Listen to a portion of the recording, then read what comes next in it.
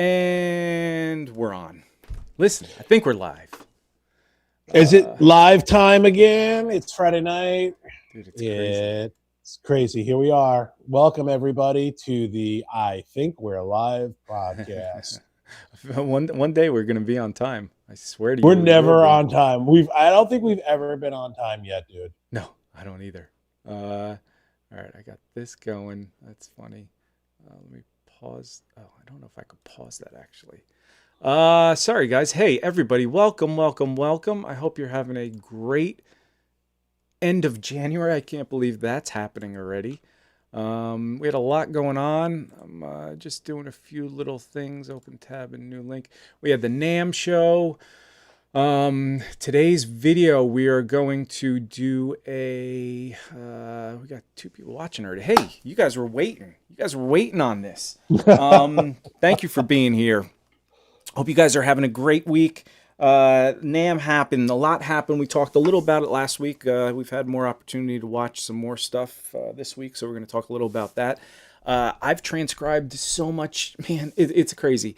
I got on a Doug Rappaport thing. I saw something to him from maybe an old NAMM, and so I think he was at the Seymour Duncan booth, and or they put out an ad or something, and there was some cool little licks he was doing. Doug is just, if you don't know Doug Rappaport, look him up. He played with Edgar Winter. He was a GIT teacher. I think he went to GIT. I think he was a student there, and then he taught afterwards. And then just a monster player. One of my favorite players. We've talked in the past too. He's a friend of. They grew up next door to one of my buddies, my best buddies. He's a guitar tech, and so I talked to Doug a couple times, and he was going to come on when we used to do the podcast or the guitar breakdown stuff. So hopefully we can get him back on. We were going to do a lesson package with him. And he was always like, I just want to do it right. I go, listen, there are things I want to pull out of you that I don't think anybody else might. And he hasn't done a lesson package yet. So I think he'd be up to it. Anyway, there's a Steve Vai lick I saw that was just a real simple arpeggio thing. I want to touch base on that. There was a Guthrie Trapp. If you don't know him, great Nashville country guy. He teaches. He's got a great YouTube site. We're going to go over just one idea that he does where he plays through chord changes, but he plays a chord, then he walks down a scale into the next chord, then he walks down a scale into the next chord. And it's this roundabout way to really understand the chord changes, and it's really, really cool. And then the last thing, I've been on a huge, I can't express how huge, Eric Gale's phase right now. I saw him with NAMM. It was actually an old NAMM with him and Andy Timmons, and I thought it was a new one. And I was just, I was blown away by it. And there's this, then Rick Beato had interviewed him, did a great interview. And Eric's playing is just, there's so much we're going to talk about his playing. But there's one thing I want to transcribe. Hopefully I can get through it this week. I started transcribing it a little. He does a chord melody, the thing that he does of Star Spangled Banner.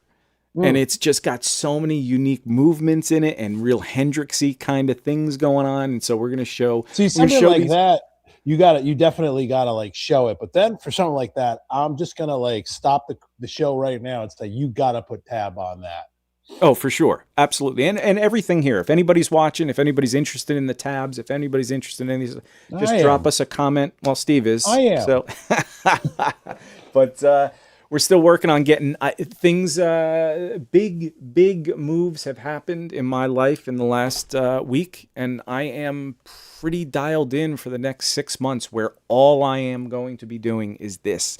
So now, finally, during the week, I will be getting actual other videos up. I think once a week, maybe twice a week, I may jump in on a podcast just myself live. And if anybody wants to, while I'm transcribing and doing stuff, I'm just going to do it live. And if anybody pops in while I'm doing it and watches, has questions, great. Otherwise, it's going to be like a fly on a wall kind of thing where I just don't care because while I'm sitting here transcribing, I might as well be live. If anybody wants to watch what I'm doing and have questions and maybe learn some of the licks as I'm learning it, seeing how I'm doing it.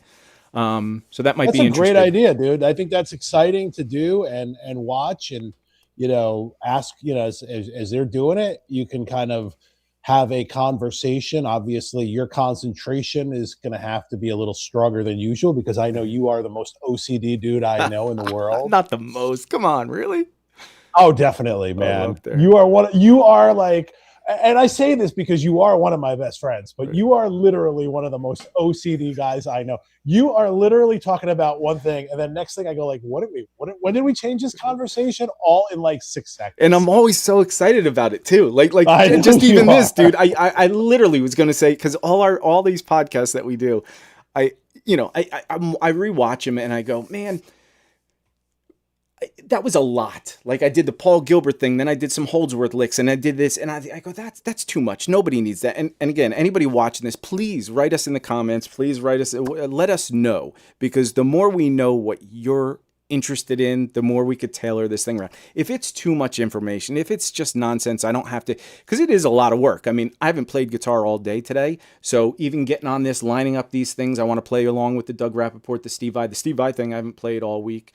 And I know it's pretty simple, but I'm just like, man, do I have to show the Eric Gales this week? Do I have to show 5 different things? I want to because I'm so excited, but whatever.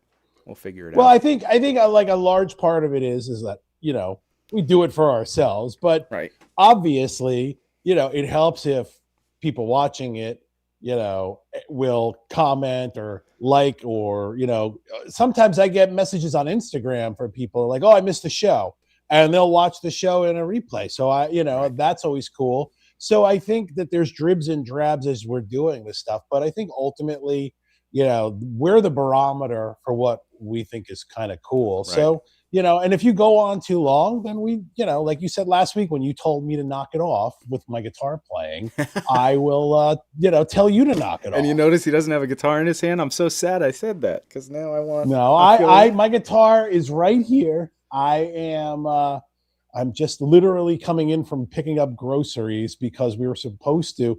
So this is a whole other thing.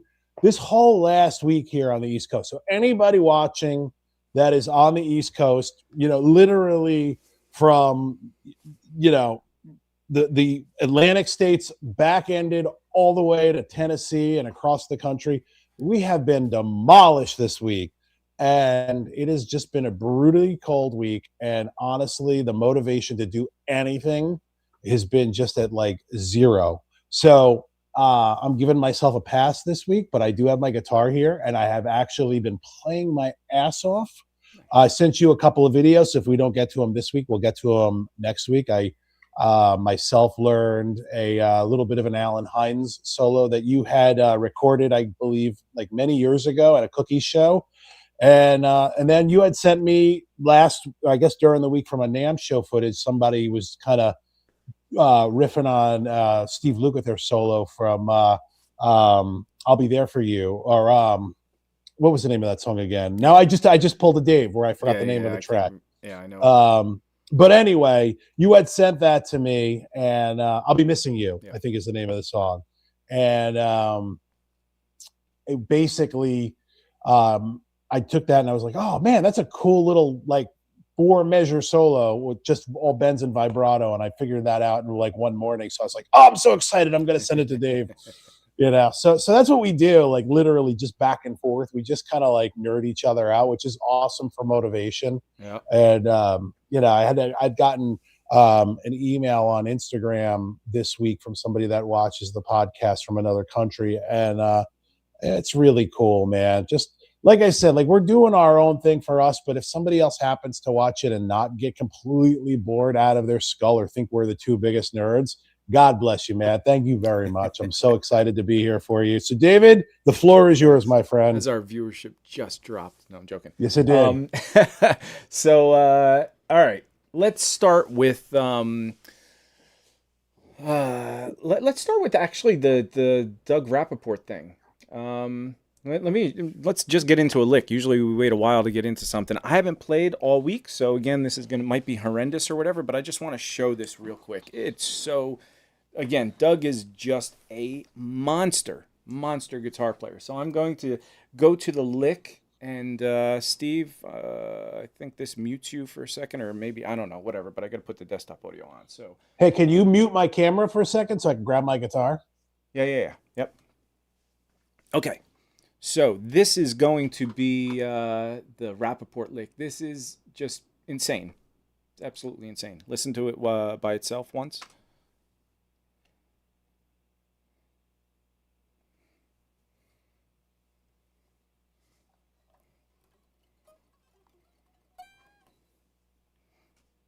So good. All right, let's do that one more time. Just, I mean, his phrasing is brilliant.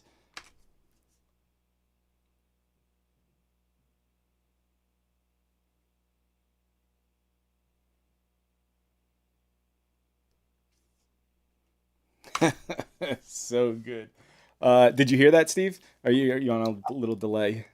I've seen this video before. Okay. You know, and I don't think I put the desktop audio on that, so nobody heard that. So now I'm going back to that. Go back to the. So sorry about that. Desktop audio's on. I got all these little buttons. Okay, so here it is again. Sorry about that. Round pickup.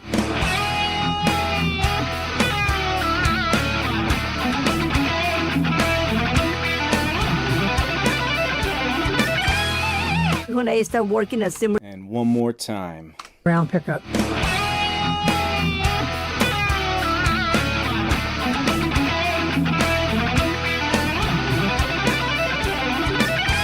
That's so good. Yeah. That is just honestly. You know what I love dude. about his articulation is just so like insane, man. Like, Dude, he could be playing on a clean tone. Just it just has it all, dude. So what really got me on this lick, like the whole video is awesome. And I'll put, if anybody's interested, let me know. I'll put the description below or whatever. If you're not interested, then don't say anything, then I won't. But it's video introducing the 50th anniversary limited edition JB Jazz Humbucker set or whatever. That's the name title of the video. And it's a long, not a long video. It's, I don't even know how, 4 minutes, 4.5, no. Yeah. See if I can find it's a total of 5.5 minutes, and there's about 6 or 7 spots where he's playing, and in this he's playing at about 140 in the video. They do interview stuff, and then they get into him just ripping, and then he talks a little. But this lick, what really got me was that arpeggio. I'm just a little obsessed by licks that pop out like that. I mean, the clean arpeggio and just moving across the fretboard in that certain way. And he's basically just connecting a few different arpeggio patterns. But then, as I transcribe this, I'm like, well, I don't want to just learn that arpeggio thing. I like that phrasing in the beginning. And the phrasing part where he throws that little triplet, da-da-da-da-da-da. He throws in this little triplet thing. So listen to it one more time. Maybe I'll play along with it or something. Let me see if I can. Desktop screen share, desktop audio. All right, let me see if I can play this. Round pickup.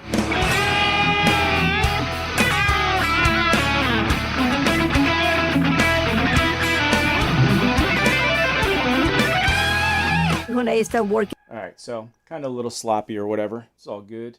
Desktop audio is off. Let's go to my screen. All right, so basically it's just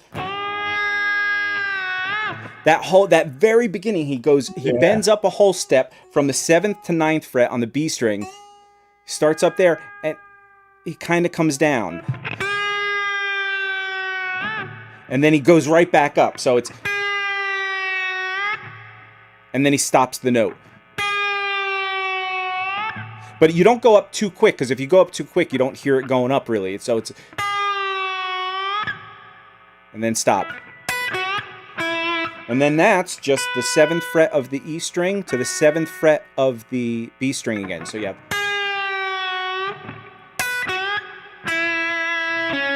and now you're just going down the E note, 5th fret on the B string to the 6th fret on the G string. So.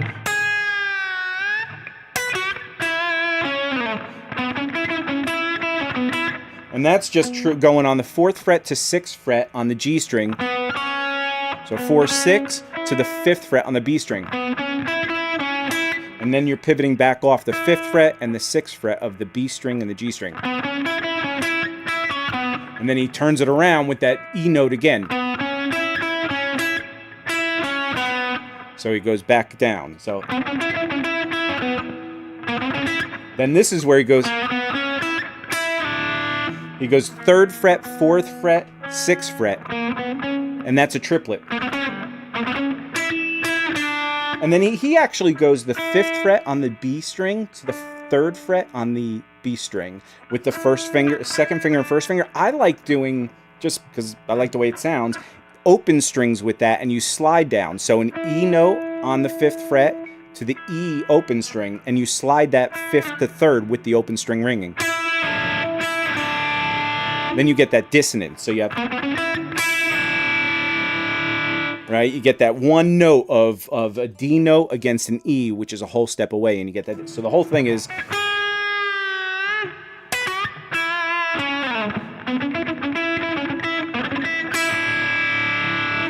Then he goes into the arpeggio, and the arpeggio sounds like it's a lot of stuff, but really it's just one of my favorite arpeggios. It's a major 7th arpeggio, and all it is, it's just, if you think of your C major chord, it's just going C, E, G, C, E, G, C, right? But you're throwing the 7th in there, so you're actually getting the B note too. So you get C, E, G, B, C, E, G, B, C. And again, if you want this tabbed out, let me know. But instead of just doing it in that one position on this 8th fret, he actually goes with his pinky on that first note, which is the C note. So he does a triad there from 8th fret on each adjacent string. So low E, A, and D goes 8, 7, 5. Then he puts his pinky on the 9th fret on the D string and slides up a half step. So there's your 7th to the root with your pinky. So you have root, 3rd, 5th, 7th, root. Then you have one note on each string. That's your major 7 chord. So you have 10, 9, 8, 7. Oh, that's cool, dude. And that's your major 7. And then you slide the first finger up a half step and you have your root. So now what I do, so actually, instead of starting with your pinky on the low E string, I start with the 3rd finger so that you have that pinky available for that. So it's 3rd finger, 2nd, 1st, and it's 8, 7, 5. Then your pinky goes on 9, slide up a half step, and then you have that 10. Next string is 9, 8, 7, slide up a half step. So you have...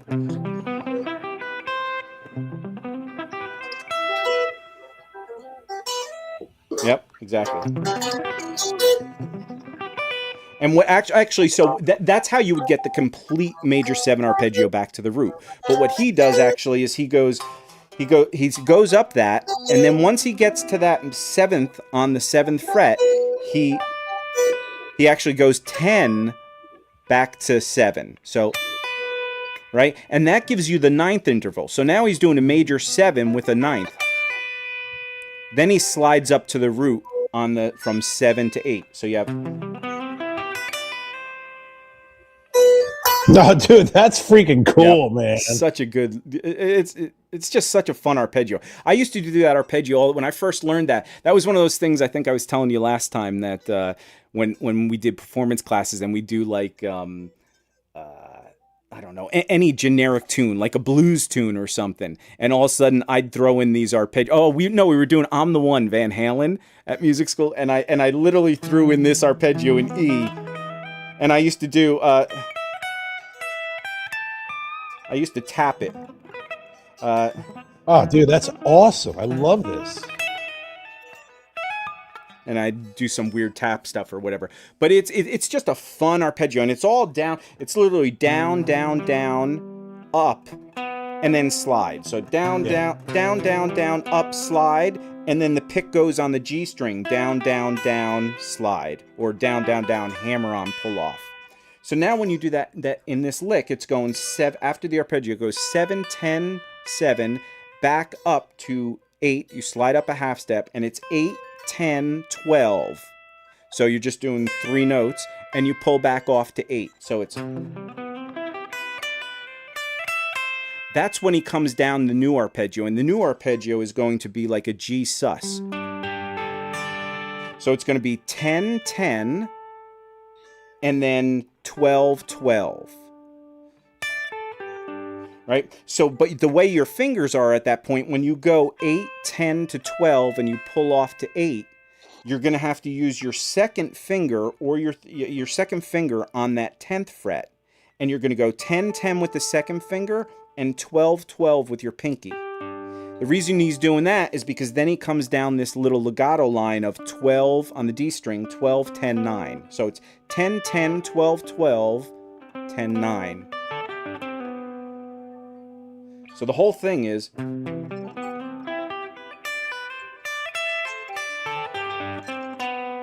right?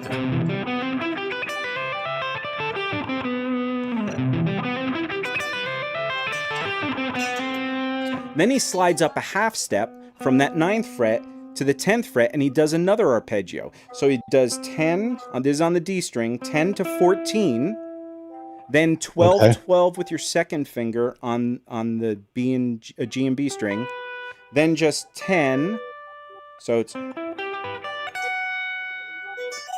and 14. Yeah. Then he goes to the 15th fret.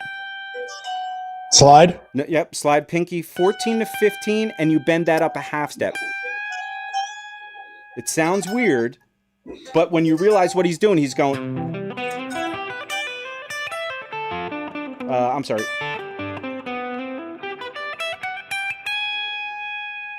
So...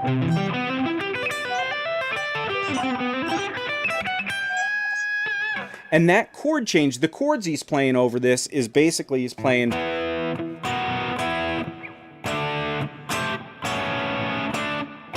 And he goes back to E. So it's basically E to D to A, back to E. And when he gets to that E, that's where you're getting... You're back in that major or dominant 7. So when you get to that 15th fret, you're on the minor 3rd, and you're raising it up to the major 3rd over E. Right? So let's listen to this one more time. I'll go to the screen share and desktop audio, and let's listen to this monstrous lick. Round pickup.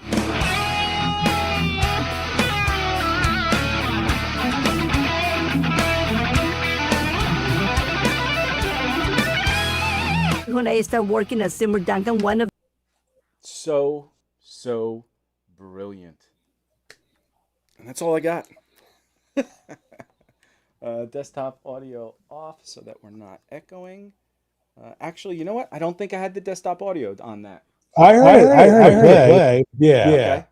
So interesting. Now I have the desktop audio. Okay. Now we probably echoed. It's all good. Anyway, if anybody's watching that and liked it, please like and subscribe and do all that stuff and share this with friends. That's a great lick. And I mean, it just kind of outlines the whole progression at the same time too. Yeah. So dude, and if anybody wants the tab, let me know. And if anybody wants to know the link of where this goes to and blah, blah, blah. If anybody's interested in private lessons, I've got a couple openings now that my life has freed up a little bit. But we can talk about anything like this. I mean, the theory around what he's doing, the actual arpeggios, anything. We're going to get into some Eric Gale stuff. But I just wanted to start with that one because, man, I've been playing that all week. I just love his tone. I love his feel. That intro bend where he's up, slides down and goes up and stops it. I mean, there's so much little nuance to everything he does. And then he rips out these arpeggios and it's so clean. And if you watch the rest of this video, there's about 4 other parts that he does some really cool stuff.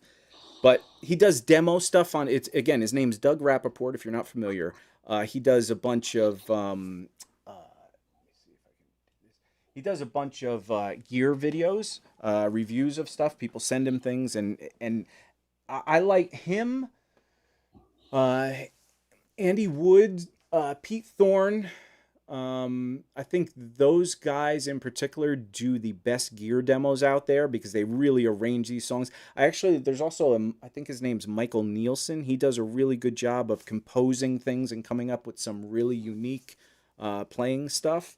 I like Tubbs. Tubbs does good demos too. Yeah, again, he's another one where he'll make a full track and he puts guitar parts and layers them. So there's about 5 or 6 guys. I mean, if anybody knows any other guys out there that I didn't mention, again, in the comments, let us know, because I'm always looking for new people, because then Cordy's good, but Cordy plays a lot of the same sounding like lines, Yeah. which and yeah. everything He's he a- demos seems to sound like he's got a tone he's going for or he likes. Yep. So he kind of Yep. dials everything into that similar tone, even if it is something that. So whereas Pete and them, they seem to go with whatever is really meant for that tone of what it is. They let it be its thing and they write a track kind of around that. yeah. Dweezil does that too. I don't know if he demos gear, but some of the videos I watch of him, he'll tailor things to the weirdest of sounds and he'll make it so musical. But anyway, hope you guys, if you like that lick, give us. That was let us great, know. dude. I'm gonna go back and watch it tonight since I can't play guitar too loud. Yep. So I don't want to throw Right. you off. And if you exactly, that's funny. But what's cool about that too is that it's cool to learn that thing. But like you like that first arpeggio. That was a shape that you hadn't played. You've played major seventh arpeggios a million times, I'm sure. But that little shape, that little sweepy thing. Paul Gilbert used to do that a lot in Racer X. That's where I actually learned that arpeggio. He does it in his what's that one solo he did on the first album? I think it was his actual solo. What, like Frenzy or YRO? something like that? Oh, Frenzy, yeah. Yeah. So I think that arpeggio is just in the middle of it. You just hear and all this stuff, and you're like, oh my god, what the heck was that? Yeah. Anyway, so and then the NAMM stuff. I'm really intrigued by the Ernie Ball stuff. They're putting out, was it Ernie? Yes, I think it was Ernie Ball. No, the John Sir stuff. The Ernie Ball stuff was interesting. They were putting out some of the old colors and all the old things. But the Sir stuff, man, they got so many good artists. They have the Andy Woods. I was thinking of you when I was looking at, he's got his telly. And that looks amazing, dude. I know. I just can't sell a kidney to buy a guitar these days. $5,000 is a little tight. There were 2 others, and then they put out some limited edition things that had some unique pickup setup. Like it was more of a studio session guitar player stuff, and I think they were doing limited runs, maybe 40 of each of those guitars or whatever it was, different colors. But it was kind of like the old what's that one? It starts with an A, I think. Guitar, Tom Anderson's. Tom Anderson, yeah. So the Andersons or the Tylers, all those guys made those session kind of guitars back in the 80s. Yeah. So those were really fun. I'm intrigued by the Friedman stuff. That Friedman amp, the little Phil X one really has me a little intrigued. In fact, I saw that. Yeah. Jake E. Lee one has me intrigued. Yeah. That, man, when I heard that 100-watt Jake E. Lee head, I was in. I wanted one so bad, but I couldn't. 100 watts. What do you? Just so now they got these smaller with 20 watts, 8, whatever they are. In fact, when they were talking about it, here goes my ADD. When they were talking about the 18-watt amps, I have a John Sir 18-watt, the original one before they put the master or the standby switch. Yeah. And this is the one that like Landau used to use back in the day. Henderson and Landau used to use the 18, and it's a pedal monster. So I'm going to probably plug that in this weekend and start going back to the pedal board, because all I've been doing is toning. In fact, now that my life has turned around a little, I think I'm going to get that Van Halen pack, the first one, for the Tonex stuff, and just play with it. And then if I like it, maybe I'm going to contact Tonex IK and see if they can send me the other 2 packs, and I will do some promote. If it sounds amazing. Everybody I hear play it sounds amazing. I did a thing on, oh dude, that's hilarious. I was just looking at my Charvel and my here's ADD. I'm like a dog. Squirrel. There's my tuning thing, or my locking thing. 2 of them are the right way, the other one's the wrong way. It's turned sideways. like I got problems. What am I going to do with you, dude? What am I going to do with you? Hey, we have a comment from Steve, who was saying for guitar reviews and setups, Avery from was that Music Gear? Wow, I can't even read. Channel is really good, and that is somebody that I am embarrassed to say that I don't know. So I am going to bookmark that and check it out after. I'm always up to learning about new demo guys and players and stuff. There's a Hey, Steve Gunner, by the way, thanks for checking in. Good to see you. yeah, there's a couple of guys too, like I like all the British guys. They do great, like all the store guys do great demos. And but as far as like compositionally and kind of putting cool things together that are actually showing the brand that they did the homework, I always appreciate that. It just kind of like engages me as a like, oh wow, I kind of want to buy this now because I kind of see its potential in kind of what it gets used for. So not to get too far off the track of the NAMM thing, but just the demo thing, if I'm looking to buy a piece of gear, I definitely need to kind of like look at 25 different guys, and I never look at like the top guys. Like I want to look at like the Kevins of the world that like can't really play guitar that well, but like have the gear. So I want to hear like the guys that can play, the guys that can't play, and the pros, and like everybody in the middle. So like that's the key, dude. Yeah. Dude, just I honestly I can't get past the Kevin thing. I totally didn't think about him all week. And if anybody's interested, watch our last podcast. We talked about another YouTube channel that we weren't, it was just funny. It was really great production value they do or whatever, but they're very beginner players teaching stuff, which is kind of comical because they bend notes every note is bent out of key.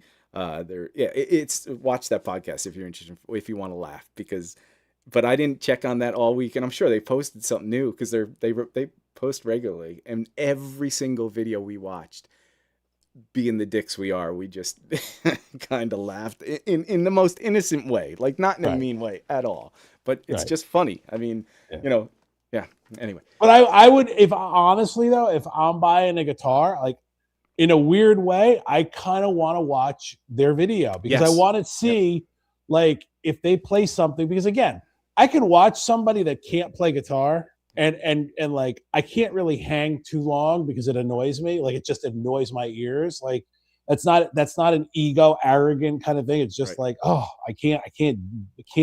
But I do want to hear like if they're playing it, like just like if it sounds sonically good. Like if that's something... the thing. The all those other guys, again, like the Cordy guy, he will make anything sound good. There's and that's the point. It's just like if you get a guy, and again, I love Cordy. I think he's a fantastic world-class player. But it's just like, okay, great. It's a Boss HM distortion, and how does he make it sound like Eric Johnson? Like everything sounds the same. So if you get somebody that's not a beginner or not so great, and they're dialing things in, that's what I can expect when I get it out of the box. Yeah, that's right. Like an idiot like me can kind of just start at that level and kind of go from there. So, that's the thing. And especially with the lack of access to stores these days, stores are not as accessible as they used to be. So, and as far as kind of getting back on track with like the demos and NAMM and it's been slowly popping up. Oh, and like there's a kind of a relatively new YouTube channel. These two British guys, it's Thinking About Guitar. I don't know if you've been seeing any of their footage, but it's this dude, Nick Jennison, who's a freaking monster player, man. He's like a big, like burly dude, kind of like long black hair, big beard. But man, that guy can really, really play. Like every time he plays, he plugs into something. Like he was at a different booth, he would just plug in and play. And I was just like, man, that dude can play. And I'm digging his demos, and I'm digging kind of like their channel a lot. So they're called Thinking About Guitar. Have you seen those two guys? Or like I have like, not. No. Yeah, they're good. They did a bunch of stuff at NAMM. I'm trying to think of like the one like they did like the Core Tech demo.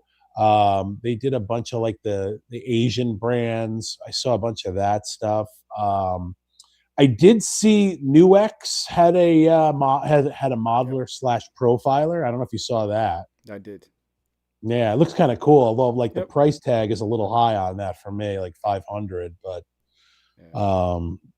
I am interested to kind of see with the profiling, because to me, I feel like profiling is a race to the bottom. You know what I mean? Like when you're seeing the Valton, which I still, dude, I ordered my GP50 the last week of December. It's now coming in like February 20th. So I still don't even have it yet, but I want to wait to get that. But to me, like that it really is profiling as a race to the bottom, because with Tonex now being like the Tonex one, $120, and you have the Valton GP5, which is like $80. I feel like these companies are all just kind of hitting it. So like, the modeling part of it is really still kind of stabilized price wise, but I didn't really see, was Fractal there? I didn't see any demos for anything Fractal. Yeah, I didn't either. Funny enough.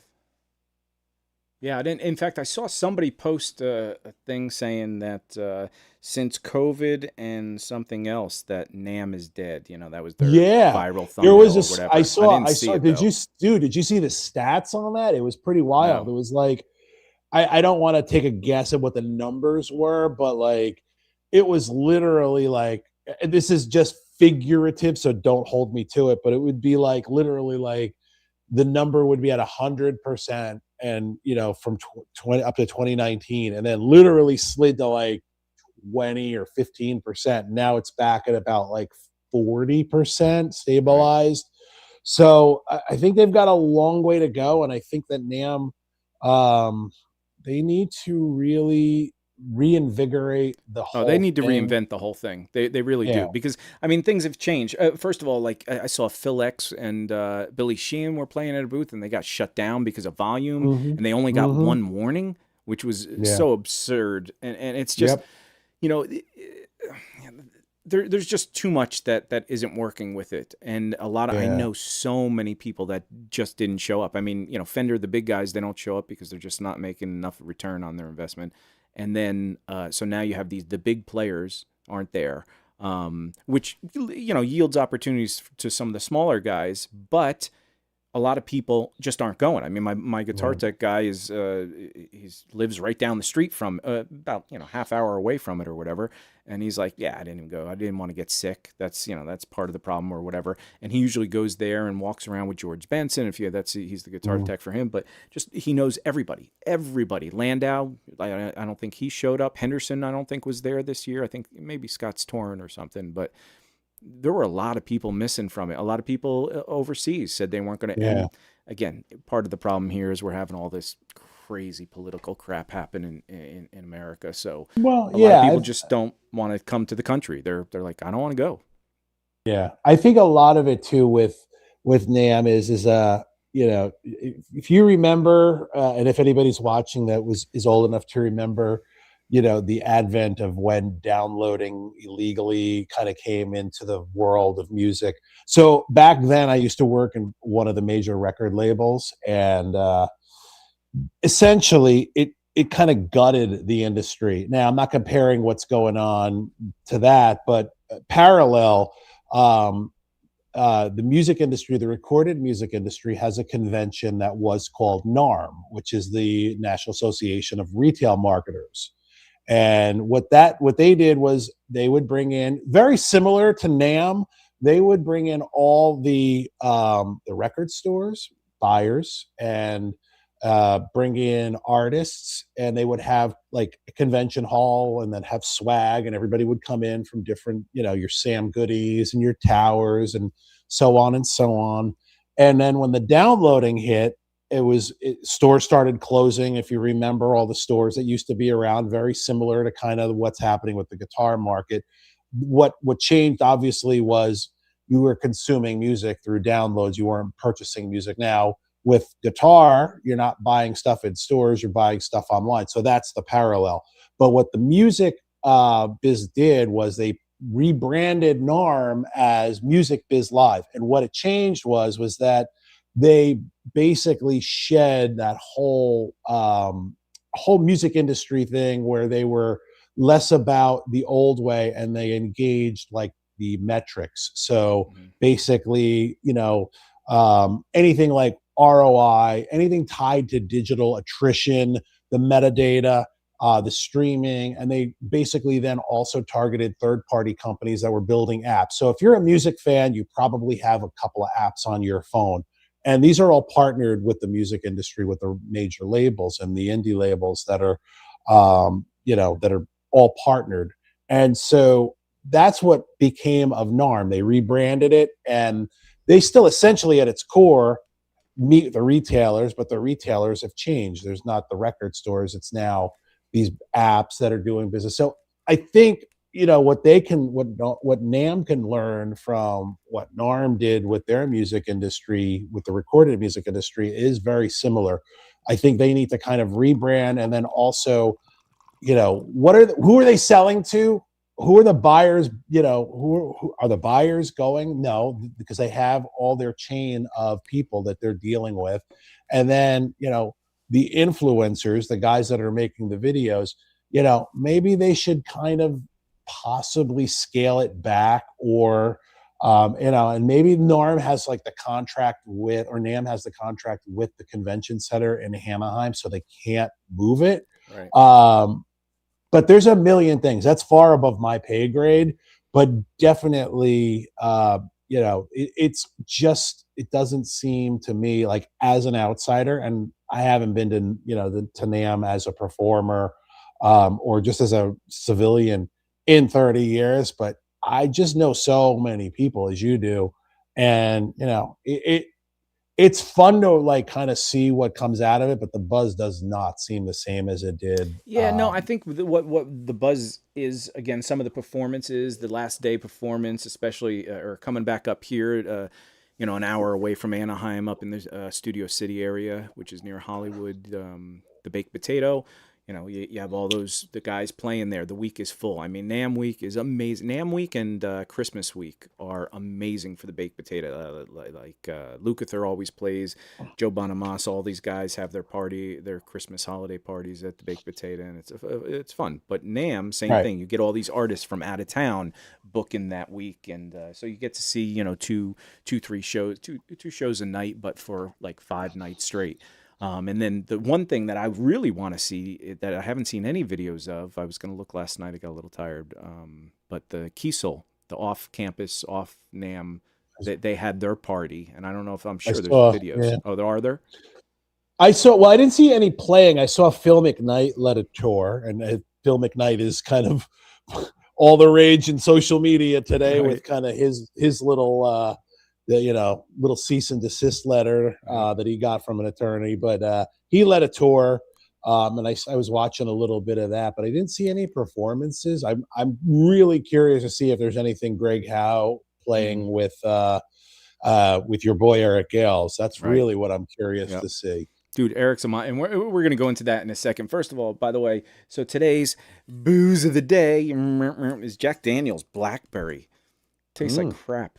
No, it's actually funny enough. Everybody said when I looked at the reviews, I love Blackberry anyway thing. The first thing, long time ago, I was big into, like, I love Guinness, but and it's so funny, our t-shirts, you got the rock and roll, the Iron Maiden, I got a goofy guy drinking some beer. Right. But I found a Sam Adams. They always come out with their seasonals and stuff. And right, their winter lagers. Yep. They had a blackberry tart. And apparently they only had it for the year before I'd found it, and the year that I found it, and I was like, oh my God, this is amazing. But of course, you got to get a case, and that's the only way to get it. It didn't sell, and you only got 2 of them in the whole 12-pack. And I'm like, it sucked. But it was amazing because it was just, I don't like tart beers or anything like that, but this, or sours, but this had just a little bit of blackberry. It was a hint of it, and it was such a good hint of it. Whereas this, I was like, Jack Daniels, I kind of like it. Mixing is okay sometimes. It's not my go-to at all.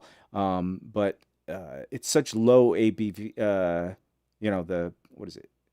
ABV? Is that what it is? Alcohol, whatever. It's the percentage. Oh, yeah. So it's only 35%. So it's only 70, it's not like 100 proof or whatever. Dude, I think you missed your career calling. Oh, I man. know. I'm I so mean, passionate obviously, about this stuff. I love it. you should have been in the liquor business. I mean, I spent 5 years in the liquor business and I hated every second. Really? Of it, you know what I mean? Oh, it was so corporate, dude. Well, like, let's see. I can't do like even the stuff you're just talking about, the NARM, the NAMM, and everything. It was so business. There was a lot of business, and I'm like, I can't do business. Yeah, so this is just the flavors, the fun, the whatever, and so this one, a lot of people online said it tastes like cough medicine, and I'm like, ugh, but it doesn't. It's got a nice little bit, but you have to bump up you got to mix it with a higher proof something, and you'll get a little of that blackberry. Whatever. Anyway, that's my drink of the day. Hey, listen, mixologist. That's what you should have done. Dude, I love doing that stuff. All right, any of you alcoholics out there? I'm not an alcoholic. You're an alcoholic, but give me a thumbs up. Hey, my battery's kind of dying in my mouse. We may end up getting a timeout here, but before we do, I was going to jump into the Steve Vai lick. If anybody's just joining us right now, please like, subscribe, give us a thumbs up, everything. It all really does help. I cannot And we did cover a really cool, Dave covered a really, really cool Doug Rappaport lick. So if you're just jumping on, rewatch it. It's really cool, very simple. I'm going to go back and literally, if I don't fall asleep before the end of the show, I'm going to learn it. But rewatch it if you're interested in learning the whole lesson part about it and the hows and the whys and the where you put your fingers. But I am actually going to redo it right now, not the whole thing, but there was a second lick that's really short, a really, really short lick, but this is another lick that I wanted to show.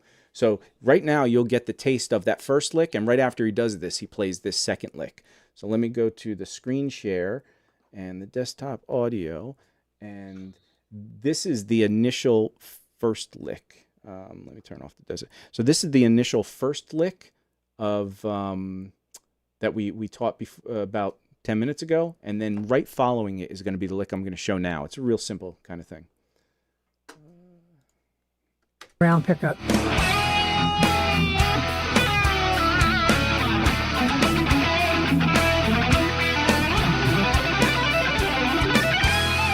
When I started working at Zimmer Duncan, one of the exciting things was making the JB pickups. I thought, wrong one. All right, hold on a second. For Jeff Beck, Alan Holdsworth, Dave Mustaine, Alice Skolnick, and so JB formed the sound. Guitar players were my heroes. It just has that awesome crunch tone for rhythm and that singing, sustained lead tone too.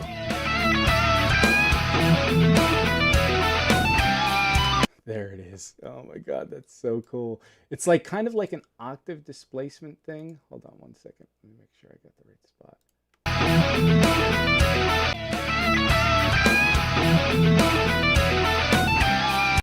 Oh my God, that's too good. Do you hear that, Steve? Yeah. That little it's just and I'll slow it down so you can actually hear what it is. I got two things going on. There's another Steve Vai video coming up real quick. Let me go back to my screen share, desktop audio,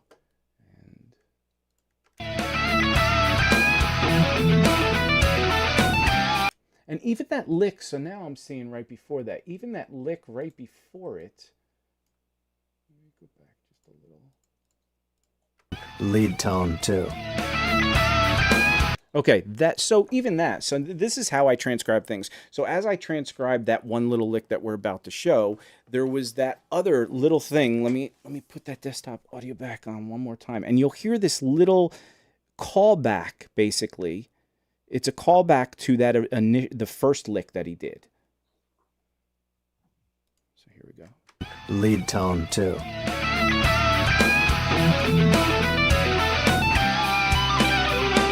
Okay, so that little callback that he does, right, that's similar to, and all this, right? All that little tiny stuff is part of reminding the listener of, it's marrying everything together, right? You're not just playing licks. You're not just playing. That's the one mistake I see with a million guitar players, especially the YouTubers. Man, they're playing some of the coolest, let me move my camera down, they're playing some of the coolest licks, some of the coolest arpeggio stuff. They're doing all this stuff, but then nothing. They play a lick here, then they go on to this, then they play an It's not arpeggio. cohesive. No, Yeah. no, and they never call back to some cool thing they did earlier, unless it's a Yeah. lick that they always play. Then they just play that same lick all the time, maybe down here or up here, and it's the same exact thing. I'm guilty of that though, dude. Like I think like it's not necessarily, I don't know what it is. Is it a habit thing? Is it a vocabulary thing? It's a Is vocabulary thing. It's a I don't want to say lazy, but it's a lazy way of playing because we find cool stuff that we like, and sometimes we like Right. it so much that we just play it all the time, just because it's so fun to play and it sounds good inherently. But then it's easy to just get lazy and call back those licks. I mean, you start getting to real guitar playing when you do. I mean, Scott Henderson's the master of this. It's playing a phrase, then using that phrase throughout the chord change. So now you're doing the same phrase over and over, but you're changing the notes based on the chords you're playing over or any modulations you're doing. And then when you get bored with it, if you watch any of his instruction videos, it's, okay, so here's a lick. Okay, now I'm bored with that. Now I do this. And in one of his instruction videos, he tells, the sex story. So, it's like having sex, man. You're doing this thing and it feels good. It feels okay. You're going to do that. You keep doing it. Well, now you get bored with that. Now you do this, and it's But then, well, I really like that, so I'm going to go back to that, and then so it's this whole thing that you have to use your inner ear more than you use your brain, and we get caught tons of time playing, not listening, not just let yourself be vulnerable and play. If you make mistakes, who cares? You'll just when I was watching this Eric Gales thing, there was Eric Gales and Andy Timmons from years ago I was talking about earlier, and they're jamming on Little Wing, and it was such a great, their vibe and the way they were doing the comping behind each other was almost as impressive as the actual soloing. And that's a thing too. When we play with jam tracks or with backing tracks, I mean, you're stuck with that one level of thing. It goes here, maybe it builds up and then it comes back down. When you're playing with a live person, it's building, and somebody does a cool lick, and then all of a sudden the band starts getting into it, and then all of a sudden he comes down, the band comes down, and that changes how you play and what you play. So if anybody watching this doesn't really jam with people, try. It's and don't be embarrassed. Like at first you get a little timid and you're trying to, and don't think. Who cares if you mess up? Those are the times to experiment and really learn. So when I was watching this thing, man, I wasn't even thinking. I wasn't, usually when I play Little Wings, I'm thinking of the chord progression. Okay, it goes from here, it goes from B, then it slides down to A, and then it gets into the G's. And I'm thinking about, okay, I could play over this chord, and I'm really, really doing an educated way of playing, as opposed to just going for it. And I just started playing with them along, and man, I was coming up with ideas that I never even played before. Like it's just, it allows you to go. And then I'd hit some bum notes, but I didn't even think about it. Whereas usually if I'm jamming with somebody and I'm thinking in that mindset of intelligent music, playing over, okay, what scale am I going to use? If I hit a wrong thing, I'll be like, oh, that was wrong. Okay, now what do I do? Whereas if you're just going for it and you mess up, man, just bend a note, just find that next note and bend and go and do something else. Yeah, I think it's easier said than done, because when I'm playing, if I'm playing with somebody, I get, unless it's like somebody that I know really well, I feel like I can, like, okay, here's a perfect example of this. Watching Blue Saraceno play with Gilbert versus playing with Dweezil. He's really tight with Dweezil, and he played excellent with Dweezil. Yep. But he played with Gilbert, he was tight and very, very, you could tell he was apologizing the whole time. And it was interesting to see somebody at that pro level, because if you don't know Blue Saraceno, monster guitar player. I mean, he's but we're all vulnerable, man. And like, I know for myself, like I definitely like that, it's like, that's why I say, like, when somebody like compliments me, I just get really uncomfortable, because I'm like, oh man, like I can't freaking play with people. I just get, like way too anxious about it. And so yeah, I think like that's a me thing that I need to work on, and having confidence. But And it's really weird because like I'm like, I can stay in key and I can play in key and I can have good notes, but yeah, I think like that's a mental thing that like I Yeah. think everybody, like I don't want to hit a clam, Well, I think and that's one of those things too. I think it's a maturing thing. As we get older, there's somebody was telling me, listen, everything I do, I dive into pretty deeply. So when I started, psychology, all that kind of stuff. I've done a lot of research, and there's the only thing like so many people have some issues where they get in arguments with people and they can't help themselves but argue back. They can't help, when you get in your relationship arguments, all this stuff, things go sideways quickly. And dude, you have to learn how to change the way you react to things, because you can't do anything. You cannot change other people. So the only thing you're doing is what you're absorbing. You're either taking it in, deflecting it, pushing it back, pushing it down, and dealing with it later, all this kind of stuff. So the reason I'm saying this is music is the same way, right? We have these things. When you first started playing guitar, you were embarrassed. You're sitting in the corner, right? And sometimes that doesn't leave, but a lot of times that doesn't leave you because you never play in front of people. Even when you go to Guitar Center, you're turning it down, you're in the corner or whatever, So if you never do that, you can never learn to be good at that or be comfortable in that situation. So, but the older you get, you start thinking, even if I'm not comfortable with it or I don't do it a lot, you just start thinking, none of this matters. It doesn't matter if anybody thinks I sound like shit. I'm never going to see them again. If I'm in Guitar Center playing and I play clams, I don't care what they think, because I'm never going to see them again. You know what's funny though? I think when I was younger, I had way less like I was more F it all back then than I am now. Well, that's because you were playing more and you just came from music school, and there's a cockiness for that. All these other people that are just learning at home, you went to the best of the best music schools, and I think there's a little of that. There could be. Yeah. I mean, it's just weird because like I know, like if I'm playing with somebody, like if I'm jamming with you, I don't care. You know what I mean? Like that. But if it's somebody new, like, or if I'm, getting on stage, and it was the same thing. It's like definitely imposter syndrome. And so that's a whole other, debate about like really being comfortable in your skin and confidence. And this is kind of where we talk about the show last week that we were kind of like, kind of goofing on, but like, man, I really do respect what those guys were doing, like just to be that fearless. And that's something that I definitely stopped myself many times, and probably, if I didn't have that fearlessness, I probably could have done a lot more in certain ways. But like we're goofing on these guys because they can't bend a note in pitch, but meanwhile, but like, we've all been there doing it. Yeah. And so it's not goofing on the fact that's where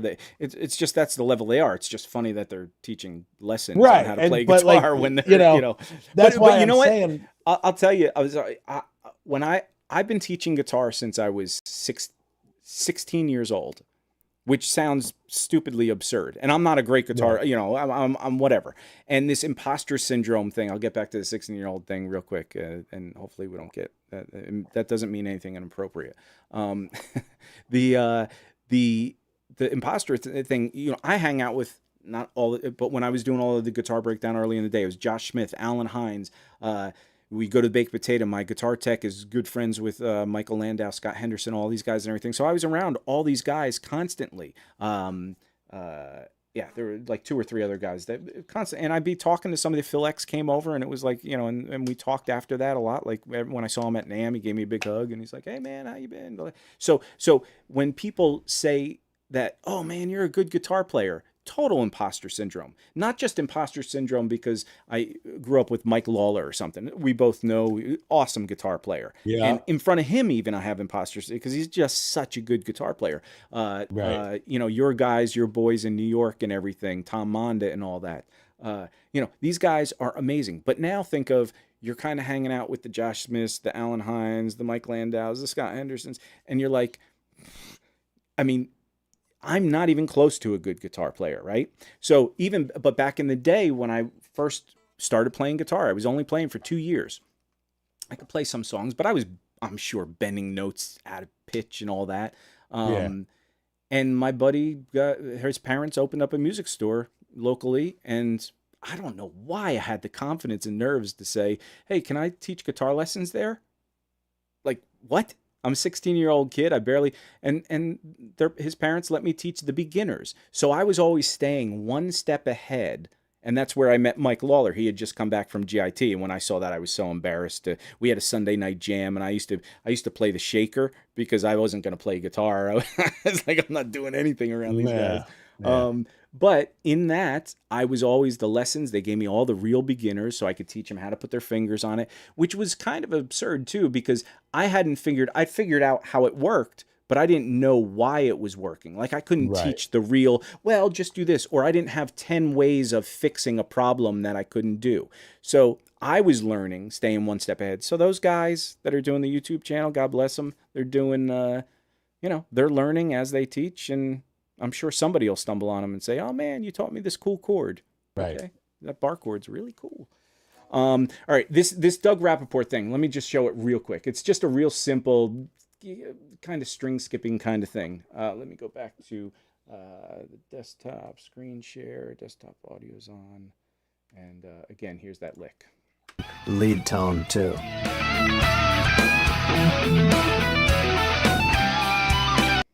Okay, so that is, he's just going, do I have this? Okay, so he's just on the 12th fret, and he's literally going, if you think of like, you're in the 12th fret, say E minor pentatonic, it's over in A, you can think of A dominant, or E dominant 7 kind of, so Mixolydian.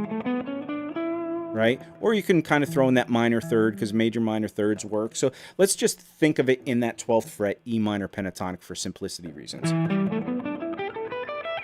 Right? You're starting with the low E note on the 12th fret, then you're going to the 6th interval. So that's in Mixolydian. So now you're up on the 11th fret on the D string. So then he does this octaves thing. So he goes to this, he goes up another 6. So he goes from the 12 to the 11 on the D string to the 14 on the G string. Now that's a minor 6th interval from there, right? But it's really the 4th interval of E. So you're on E to D. So then he comes down an octave. So it's just, then he goes up an arpeggio. Now it's just your A major shape, right? Your bar shape down here, going up 12th frets. So you're doing 14, 14.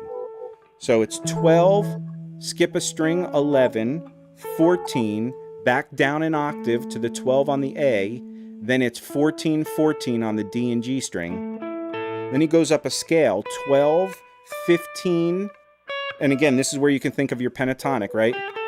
You're on 12, 15, and you go back down to that, again, the 6. He's targeting that 6th interval. So you have, then he goes up this little arpeggio, and all that is a D major arpeggio starting on the major third. So on the D string, you have 16, 14, 15, 14, 17, back down to your minor third, which is your G note, 15th fret. So the whole thing is,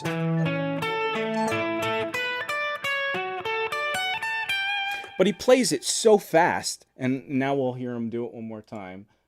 Desktop screen share. Now listen to how fast he plays it and how cool it sounds. Lead tone too.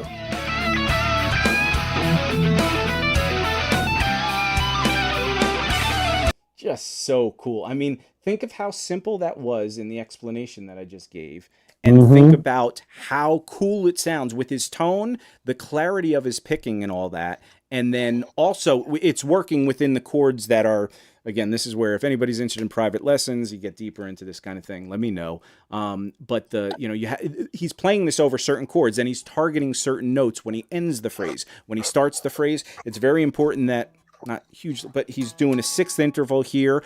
What is a 6th interval here? And he comes back down the octave, right? And then when he goes up that arpeggio, he targets that 6th interval again. So there's a lot of 6th interval-ish movement going on. And if anybody ever does the, where you do the,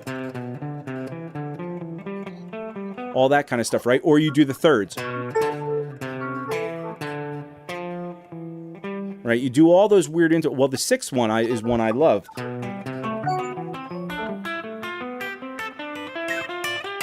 Right, that's a really cool one. I haven't done it in a long time. It's just fun little thing, but the sixth interval is such a strong interval. Just like the root, thirds and fifths and all that, but that actual interval is such, it's somewhere over the rainbow. Well, no, somewhere over the rainbow is an octave. I forget, there's another. What just, okay. So then the only other thing I want to talk about with this lick is. Dave, the sixth was, I remember from music school, wasn't it the NBC thing? NBC. Oh, yeah. Yep. Yeah. Right. Yep. Sorry, something's going glitchy here for a second. All right, so real quick, go back to the, and that's a cool thing with ear training too. Find those intervals that really work. That's how, if you don't have perfect pitch, this is going down the rabbit hole of something totally different. If you don't have perfect pitch, with almost none of us have, if you don't have great relative pitch, you can learn that. And one way of doing that is finding intervals in songs that you're really, that are very, very popular. Because once you hear, like if you hear a song, name that tune, right? There are some songs you could hear in Sweet Child of Mine. Right, those that's a root, obviously. But if you look at that interval, that's a fourth interval, or I don't want to go down a rabbit hole. We're going down too many things. But the point is, find intervals. I'm self deleting myself. You're finally, yeah. No, but because I was going to go down a big rabbit hole. Well, look, I think the big takeaway from all of this is obviously with ear training, it's just going to make you, because obviously the way that you figure stuff out too is, it's critical for, transcribing. It's critical for, like, if you want to build your own lines. Play what's in your head. Yep. Play what's in your head. It really helps that. I think, was it you had said, like, start singing your lines? Yep. And it's so, critical like, for that too. Yep. When you're playing these notes, so, like, again, that Sean Tubbs thing that I had learned a few weeks ago was a sixth interval as well. And I love the sound of the sixth because it's just like, it kind of almost shouldn't work so well, but it does. Yep.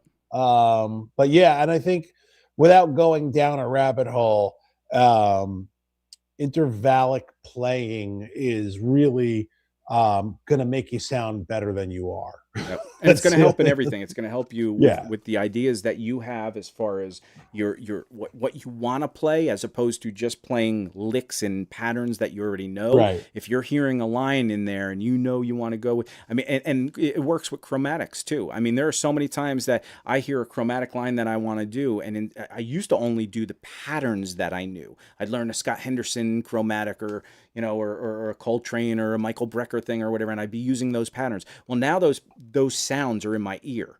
So, and I have like probably 10 cool chromatic movements that I like using. And but they all do different things and lead you in different places. So when I'm playing, I'll be like, it may even be, I guess I could associate it to, oh, this is kind of like, I got it from Michael Brecker. Nobody would know.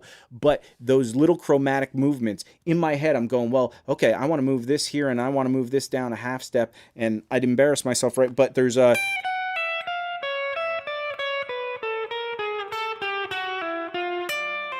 right, something like that or whatever. I'm hearing where I want to go. I could have gone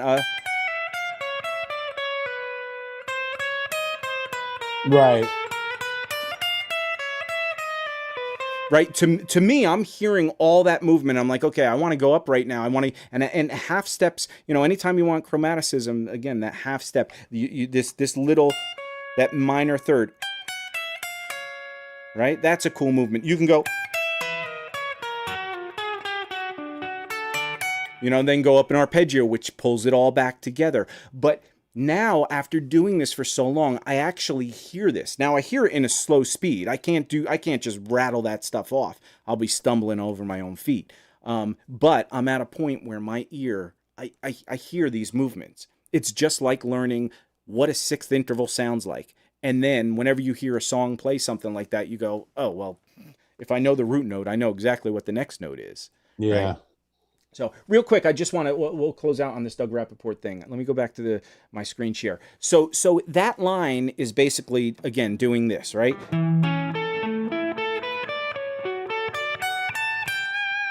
Now, it's all very within key. It's all, now, then what I ended up doing as I stumbled upon transcribing this, I made a mistake in it real quick, and I came up with this thing. I don't even know, I haven't even thought of it. It's harmonic minor or something like that, but it do the same lick, but it goes,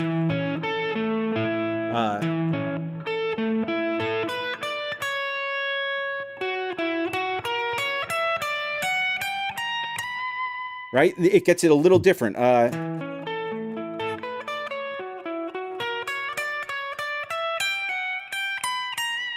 You know, now I have that lick, but I'm ending it slightly different. And I started liking those weird little intervals there. That's my point with all this learning and transcribing. You're learn something, then pull the things out of it that you want. Same thing with that very first lick that we did. That was...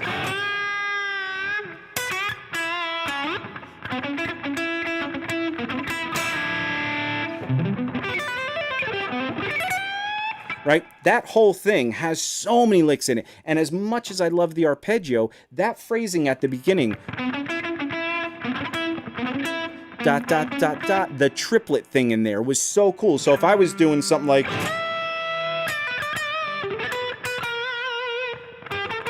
that, just that, da, da, da, da, it's like a little stumbling thing. I could do... you know, whatever. I mean, it's embarrassing what I just played. But I think too, like when you're, you know, because again, I always go back to, you know, like just playing with a backing track or play, you know, if you are playing with people. So for me, I know I'm probably not going to crack out the top end of that line, you know what I mean? But I will crack out that, you know, the triplet. I will crack out that part of like that part of the vocabulary, and that will become more second nature in my playing. So to me, you know, I'm going to work to my strengths and then kind of tackle the weaknesses. Obviously that's always the approach. right. But I think really, what you just showed there is just like a very, very cool line. Not super duper complicated. We've covered way, way, way heavier stuff, you know, in the 10 or 15, 20 weeks we've been doing this thing already. But that line is awesome, dude. I am definitely gonna come back and learn that one tomorrow for sure. Good job. Well, and the thing is, with everything I do, the ADD, the thing I love about having some ADD stuff, and it's not clinically diagnosed, but it is heavily self-diagnosed by Steve.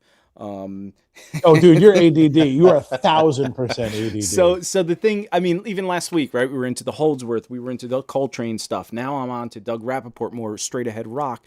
There's a Steve Vai thing I'm going to show that, again, is another real quick arpeggio thing that's just so cool. Then the Eric Gales, which is more of a chord melody stuff and everything. So the way, for me, that I learn the best is learning all these little things. And then, and I'll come back. Somehow I'll trip and fall back into something and go, oh my God, I was doing that a month ago. I forgot about that line. But all these things start sinking in. And the things that I come back to over and over are the ones that really stay within this. So this little thing, maybe I'll forget it and I'll never do it again. But for now, it's kind of digging in a little bit. Right. If I ever come back to it and go, oh yeah, I mean, I like it so much that I transcribed it and I'm showing it. I could have showed a million different things here, but I like this so much that I know when I re-listen to it like 3 months from now and I had forgotten about it, I'll be like, oh my God, that lick, so good. Yeah.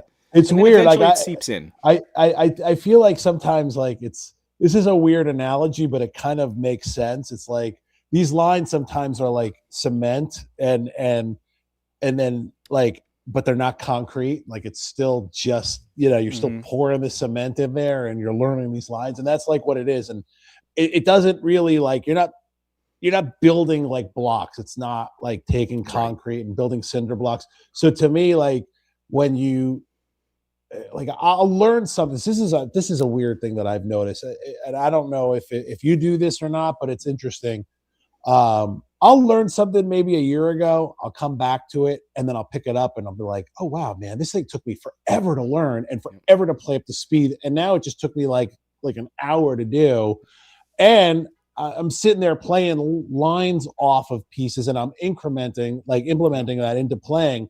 So I do think there is something to what you just said, but it's like it takes forever for that cement to dry and become just. But it's like anything. So like even the the level at which you approach a lick, you're only going to understand it so much because you're only at a certain level. No matter how advanced you are, you may be brilliant with music theory, you may be a brilliant player, and you're learning a lick for the first time, and you're looking at it and you're hearing it. The thing you're absorbing from it is in that moment. Now, 5 years from now, you may be a totally different player. You're learning a rock lick and you're a jazz guy now, a straight ahead bebop guy, but you still like the rock stuff. You just don't listen to it as much. You go back to that rock lick and you go, "Oh, that was so cool." And you start playing it and you go, well, now you're approaching it from like a jazz mindset. You still like the lick and you're like, well, oh shit, you know what? I could incorporate this into this. So all these, I mean, I remember going through music school. I don't know if you did the same thing, but man, I had 2 books. I had a notebook of, I got a bug in here. I had a notebook of jazz licks and rock licks. Okay. And everyone and it was where I started learning to notate and everything. And the problem is I didn't tab them out. I notated because I wanted to, be more professional, but I should have wrote both, because then when there are months where my reading goes down, then I have to go back and I'm like, wait, what? Now, ADD, part of the good thing about that is when I misread some of those notes and I play it a different way, not just the fingering a different way, but sometimes I'll make a wrong note and it'll still sound kind of cool. And it's now it's a totally different lick. You have 1 or 2 notes that are you read as, you didn't notate with the sharp because the sharp kind of carries over to the next measure and you're reading it as a natural now and whatever. But I used to have all these licks, and now I still go back to them and I will open them up and I'll just find these licks and I'm like, and I don't have the backing tracks because we didn't have, it's not like YouTube. I can mark, it's at this time code. So now I'm like, where did this was a Henderson lick, but what is it from? I don't even know. And then whatever. And actually, guitar technique. I have a lick book too, and it's like it's all from over music the school map. or no. I've been doing it probably in the last 5 years. I mean, I have stuff from back in school, but I was like, I want to say, as I got older, I'm probably more disciplined. Even though I used to play my ass off when I was younger, right. I was more like just technique. Whereas I think like I didn't work on the mental part of playing. I wasn't like I never transcribed.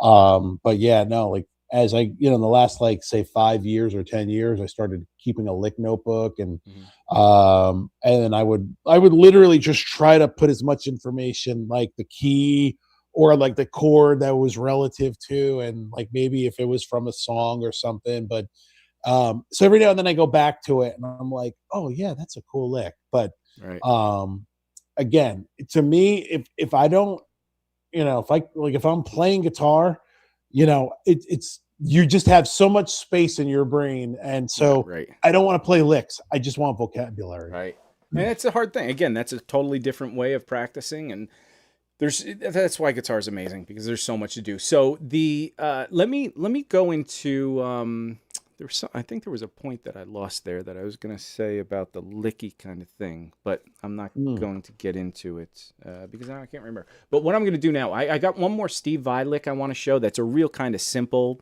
kind of thing, but it's a cool, the way he slides up and down through arpeggios, and he does that whole Steve Vai kind of thing. And it kind of was similar to this Doug Rappaport thing because he's switching between those arpeggios in that first lick. So this kind of fell into place, and I'm like, man, I got to learn that too. So I learned this little thing. I'll if you guys are interested, stay tuned. Let's do it. Let's do it. Well, before we do that, everybody, first, anybody that's watching, thank you so much. Really, honestly, we love that you guys are here. Hopefully you guys are enjoying it. Please participate if you're interested. Let us know what you're thinking, anything. If you have any questions, if you want us to talk about anything, if you just want to say, hey, let us know we like it. Like and subscribe. That click, the like, the subscribes, it's all helping this algorithm build back up. It's such a pain in the ass that every channel has to say that, but it's one of those things that I do it too. I'll be watching something and I won't click the subscribe or like, and then all of a sudden they'll say it and I'll go, man, I watch your videos every day. I'm going to click, of course, whatever. So thank you again. But first I want to show the Eric Gales thing. So before we teach the Violic, which we'll do towards the end of this, this Eric Gales thing, I'm just going to let it play for a minute.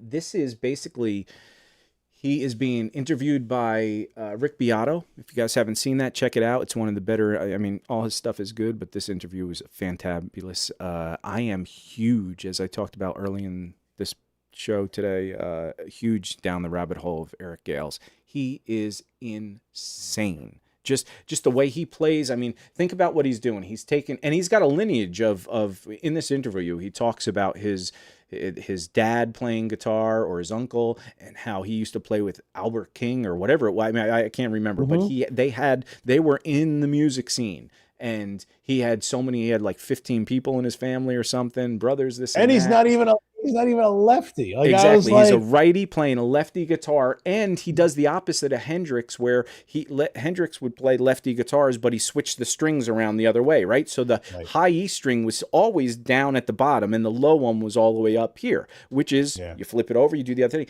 Now, the funny thing with Hendrix, when you do that, think of the string tension being totally different, right? Because as you flip the guitar over, now the tuning pegs, so if you have, I'll show my screen real quick. So if you have the tuning pegs here, right? Now, the high E string is all the way down here. So the string length goes from here to the bridge. The low one is here to the bridge. So it's a shorter. So the tension is going to be a certain way. If you actually flip the guitar over and you restring it, and now you have that high one up here be the low string, because that's the lowest part of the thing. It's a longer string. So the string tension is going to be totally different. So the fact that Hendrix would do something like that is amazing. Now, Eric Gales takes this guitar and he literally flips it over, and now his high string is up here instead of the low string being there. So he's playing all his run. Anytime you hear a climbing run, his fingers are going this way. It's going down. Anytime you hear it going lower and he's going down the scale, low, low, low, he's playing down here, which is visually and transcribing. It's such a, you literally have to turn the video off and not watch the video. I can't imagine transcribing that. And you know, it's funny, when I was watching the Rick Beato interview and he's like saying that, I was like, that's crazy. And then I realized, wait a minute, I'm a lefty who plays righty, so what's the difference? Right. You know? Like, we all find our way. And so Eric's got a unique thing, but what's amazing to me is he's got this Hendrix thing, and it's so he does all those chord kind of like mixes, double stops, and with his rhythm playing, but he's a searcher. Like he's not playing normal chord progressions. A lot of times he'll just modulate whenever the hell he wants. And because if he's just playing like solo with no backgrounds, and he's just jamming with himself, he could be playing the most normal thing that you know, and then all of a sudden it goes off into something totally different. And the bass notes are doing these weird modulations or walking bass lines, and then the melody starts doing this outside stuff. Then when he comes back in, he's in a totally different key. I mean, it's a fantastic ride to watch this go on. And his tone is great always. His fingers, the way he just touches this, amazing. So this is a chord melody. If anybody's interested, let me know. I'm going to transcribe this. If you guys want the transcription, or if you want to watch me transcribe this, let me know. I'll do a live podcast of that. I'll be the monkey in the room. Hey, if you want me to do this, I'll do it. But I'm definitely transcribing this because this is such a great piece. He does a few little things, and this one is the national anthem, American national anthem, and it's. I don't have to say anything else. Just watch this. So I'm going to play it for a little bit. So just listen and no talkie. Desktop audio. Here we go. And it's like other parts, like Star Spangled Banner, like, I played that for the Grizzlies games and this and that, but just playing, not just playing the melody of it, but the accompaniment, such as, so you got.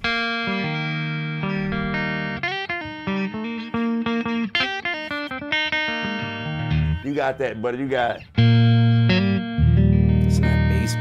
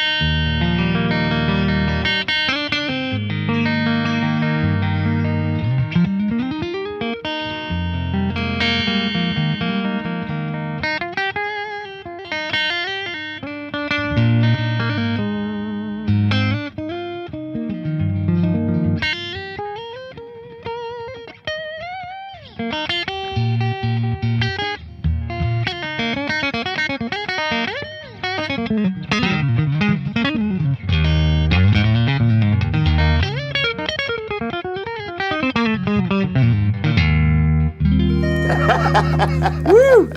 Wow. Dude, that's just insane. I mean, so much about that is insane. The way one, he's playing those, so he's doing all the bass stuff down here, right? So when you have these walking bass lines,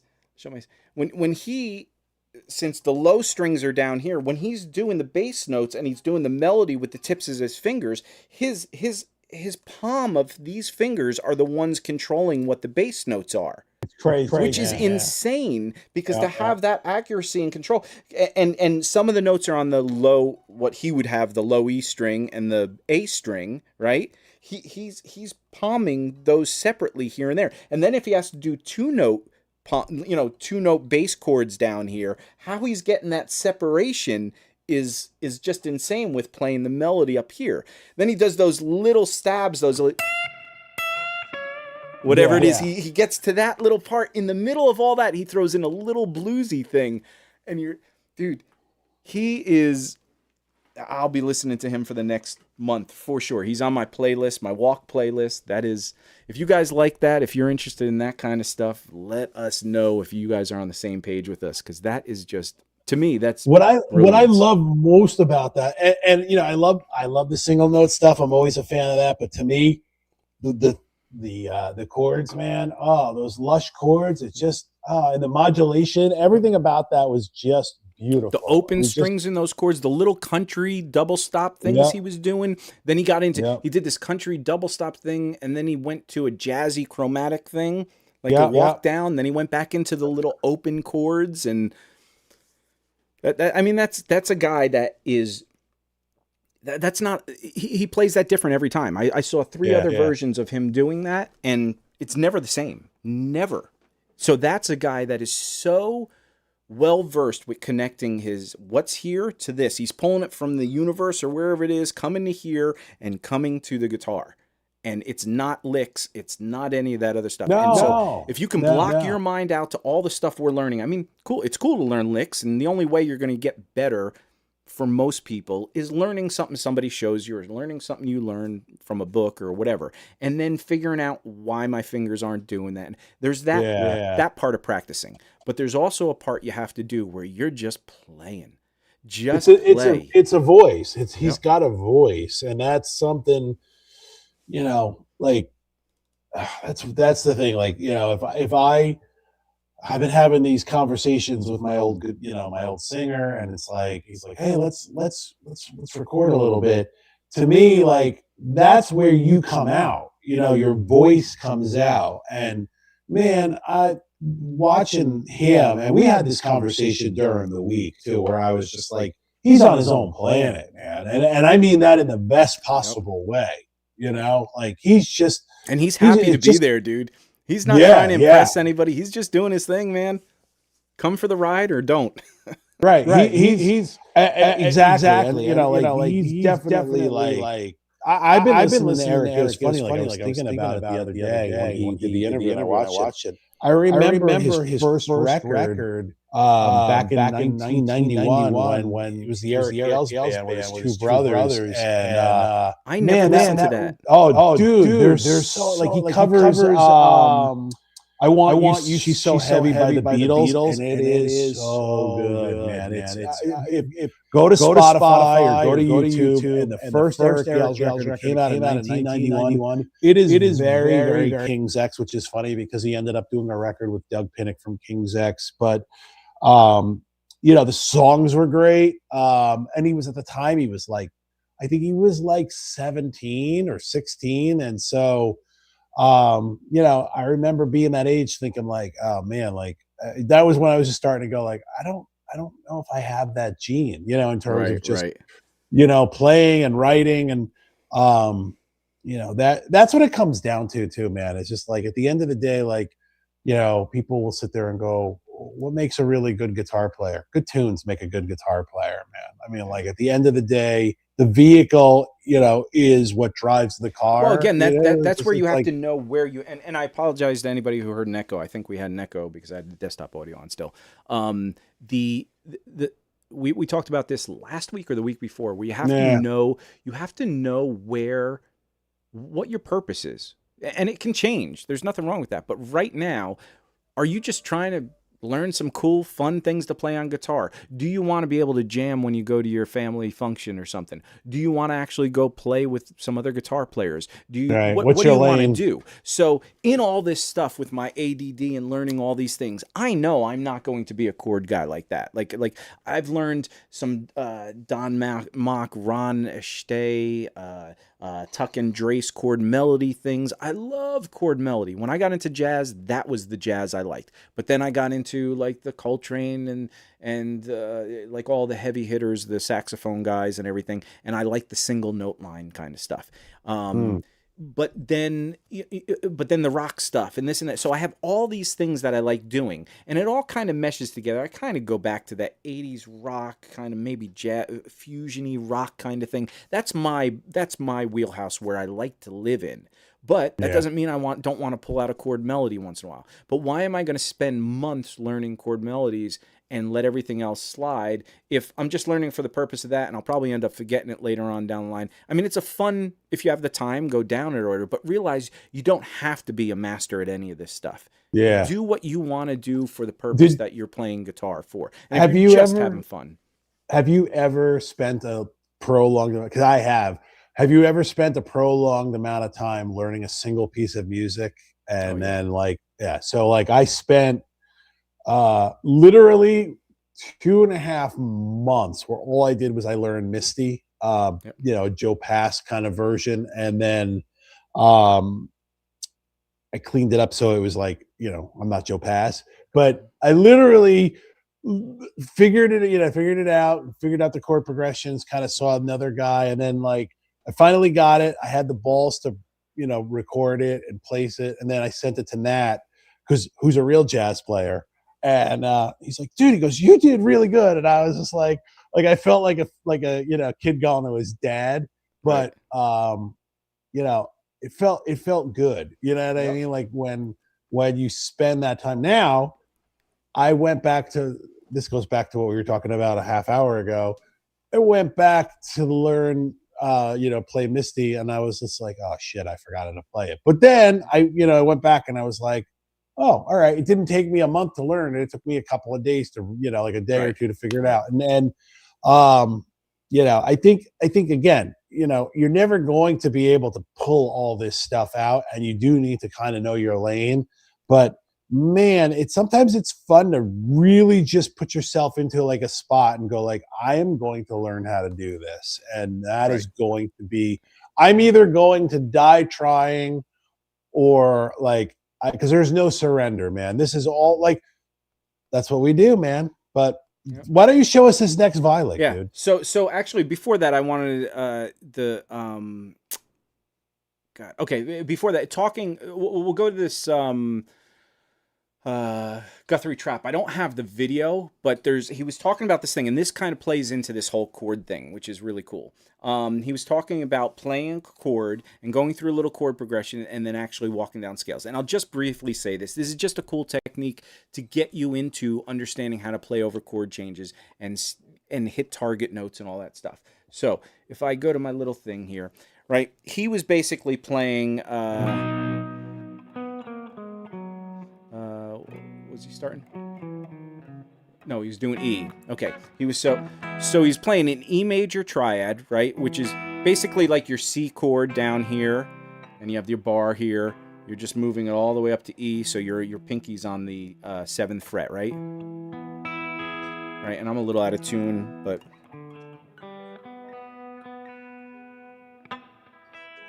whatever. I'm dealing with it. So now I'm like Keith was his name. What was his name? Yeah, Kevin. Kevin, right. Okay.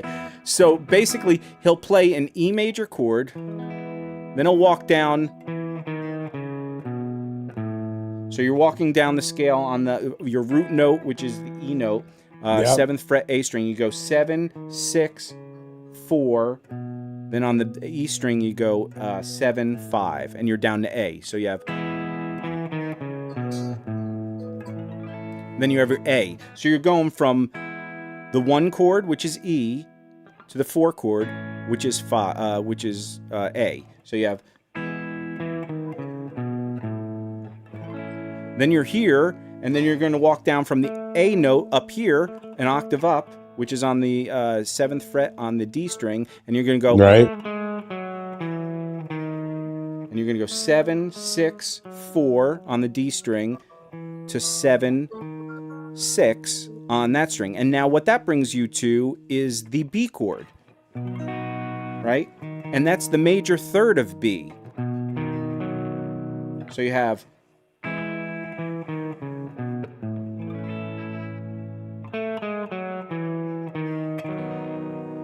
Right? And you're back to E. Then you go...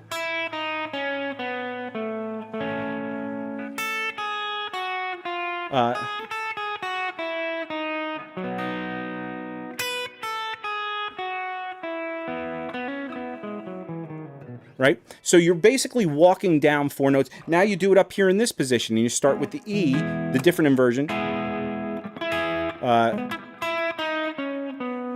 to A,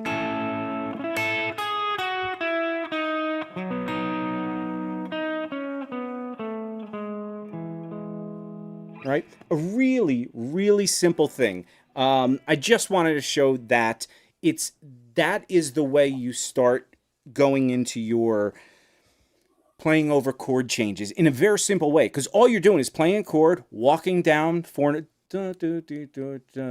notes, right? 4 notes to the root note of the next chord, or maybe the major third of the next chord. Then you go, and you can do that with any progression. You can do that but the simplest is that 1, 4, 5 progression. You're just doing 1, 4, 5, back to 1. And you do that all over the neck. You find an E chord, whatever variation of that chord is, the triad, and then you walk down it. Then you go to the next. Then you go up an octave to another, this root note. Or you don't even have to do root thirds and fifths.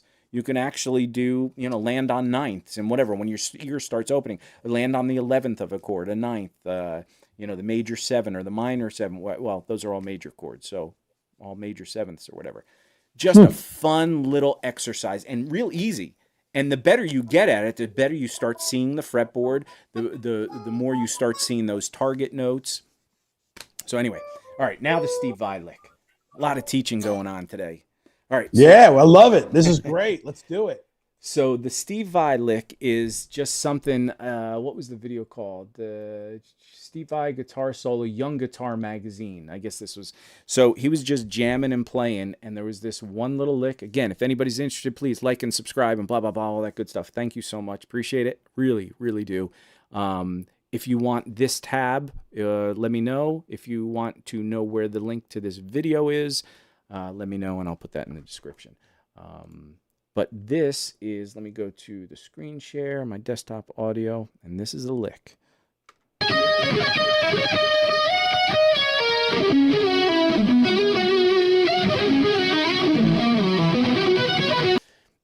one more time.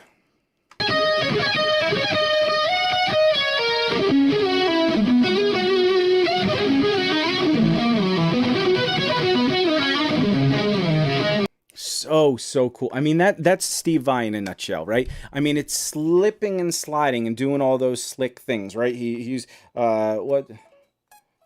There's another. He does these things where he slides down arpeggios and he goes down and he always slides down, or he slides up and he slides down. Like, it's this weird wishy-washy. It's almost like he's playing here, and like I remember Shane saying how to do chromatic things, and he would always tell me, he's like, play here and pretend like somebody's holding your guitar and pushing it here, then pushing it here. You're playing the same idea, and you're not worrying about where the chromatic notes. You just play an idea that's in your head and just let it slip and slide back and forth. It's easier said than done, but Steve does that all the time. He just kind of slides up, then goes down string, slides down, and then he pauses and he hits a little lick, then he slides up. It's this wishy-washy thing. But the lick is basically, and I don't, what was, okay.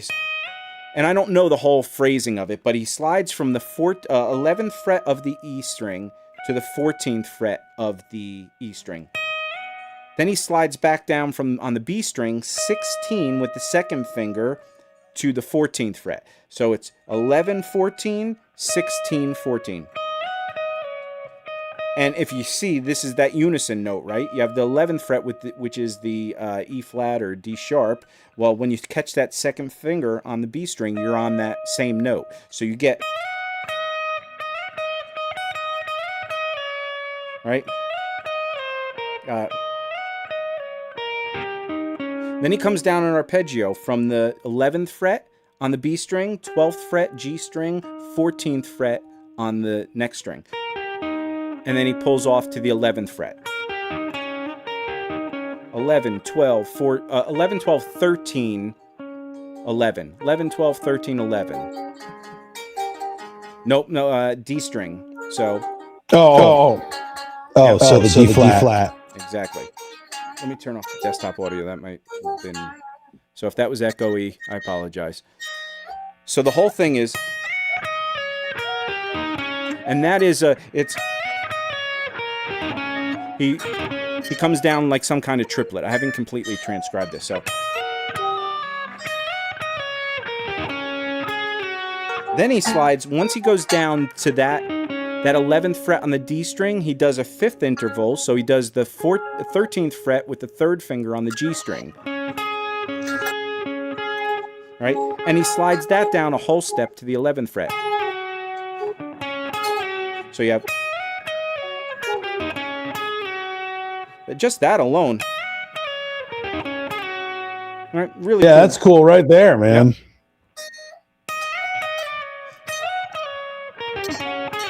Then he just goes down an A major arpeggio. So he's got the 3rd finger slid down to the 11th fret of the G string. Now he just goes down to the 5th interval of the A major arpeggio, which is an E, and you're on this 9th fret of the G string. You come down 11th fret of the D string, and the root note, which is the A note on the 12th fret of the A string. So you have...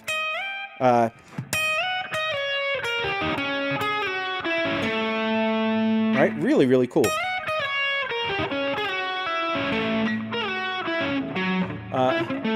And then I forget where he goes from there. Let me see this lick real quick. Let me desktop audio, screen share.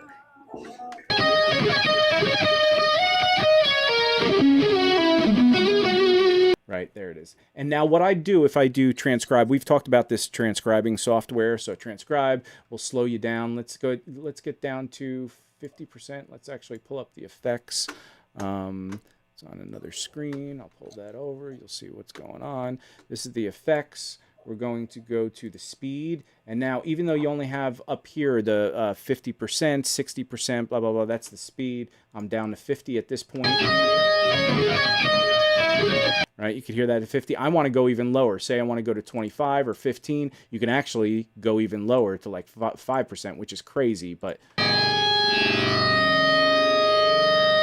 and now the video's off. I think the video's off by like 6 little ticks. Like down here, if you go in the audio or in the video thing, you'll see this little meter time offset, and you could raise it or lower it and get the fingers back to where. So I need this to be down here. I don't know which way it's going, but let's do it there for now. So let's get it maybe to 35. 50% wasn't horrible. So.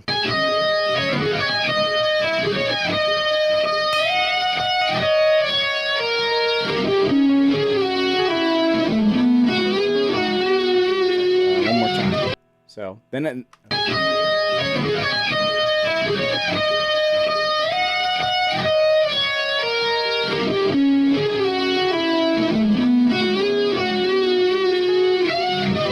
I think he goes. I think that's the move he does next. Let me go to this. Turn off the screens. Yeah. So now he's going. And I think he doubles up. He might double up that note.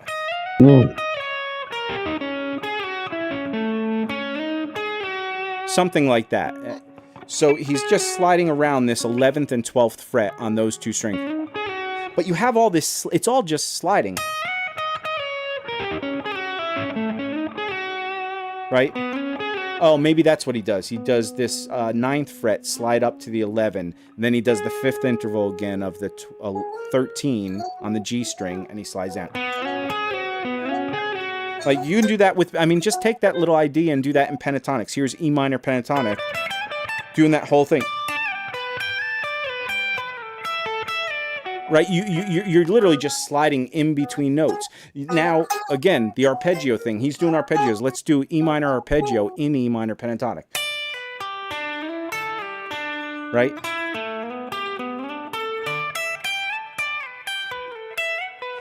I'm just going in between pentatonic patterns and doing that little slidey technique. So that's one thing you can get out of it. But to me, this whole lick, we'll play it one more time at full speed and you'll hear it. It's just, he goes further, and I'm not going to bore you all with this because nobody's let me know if you want to see this or not, but there's more to this. I like it. So this, I like it. Okay. So let me get to 100%. And...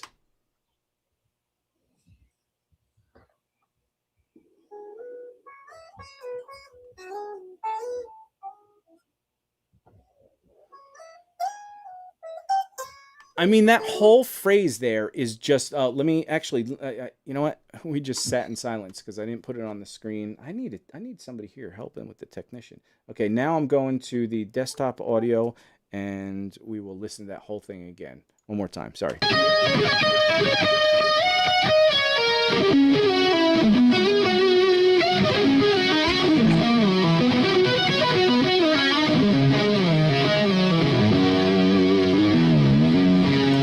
To me, that's just slick. That's just nothing but slick. Now, one other thing he did there, again, that lick goes on and on. If you guys want me to transcribe it, I say it a million times, but I'll put the transcription up. The one thing that's cool is that little doubling he does with 5th intervals. He does that all. Yeah, it's such a vibe thing. Yeah, totally. And he does that all over the place. And basically, all you're doing is a 5th interval, right? So, say you do from all the way from A. You do the 5th fret of A on the low E string, then you do the 7th fret.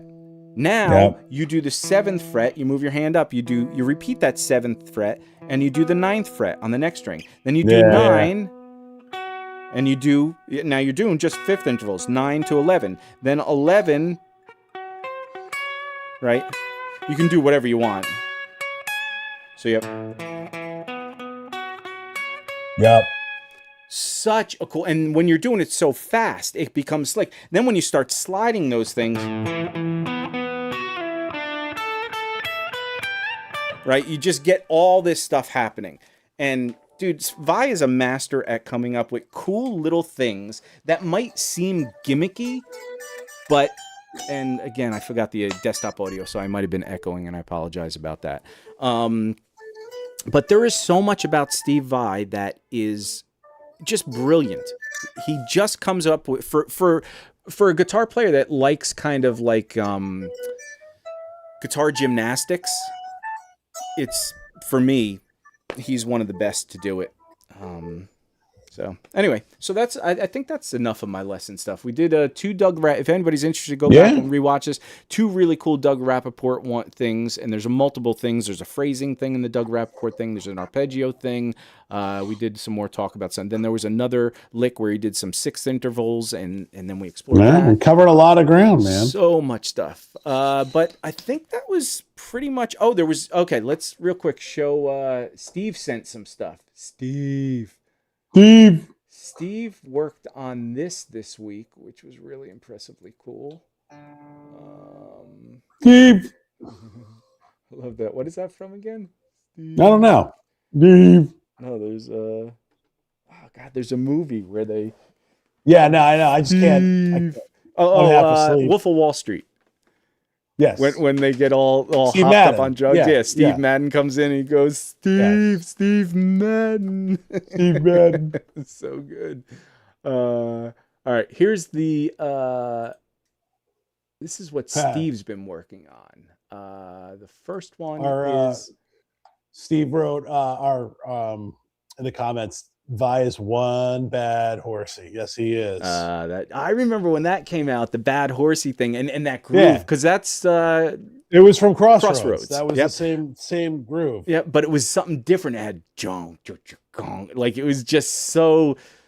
Yeah, it was. And again, that's the great thing about Steve, man. He literally can take something that most people would say, okay, I'm done with that, and that's the way I'm going to play it every single time. And then he comes out with something that's more in depth. It has some of those licks, but it has other licks that are totally different. And I would love to see him on a recording session, like just spend 7 hours with him going over a track and just coming up with ideas and how much stuff, like the Van Halen vaults. Dude, I am fascinated with the fact that Van Halen and Alex and Lukather say they're finally coming out with some of that stuff. Yeah. I just want to hear all those little parts that we've never heard. Yep. So this is our guy, Steve. Let me close down some of these windows. What do we got here? Close this. We don't need this anymore. Don't save. Doug. Goodbye, Dougie. Close. Anybody here like, subscribe, do all that stuff? Appreciate you. And just a reminder. Okay, here's Steve. Screen share. I'm going to do this. My guy. Desktop audio.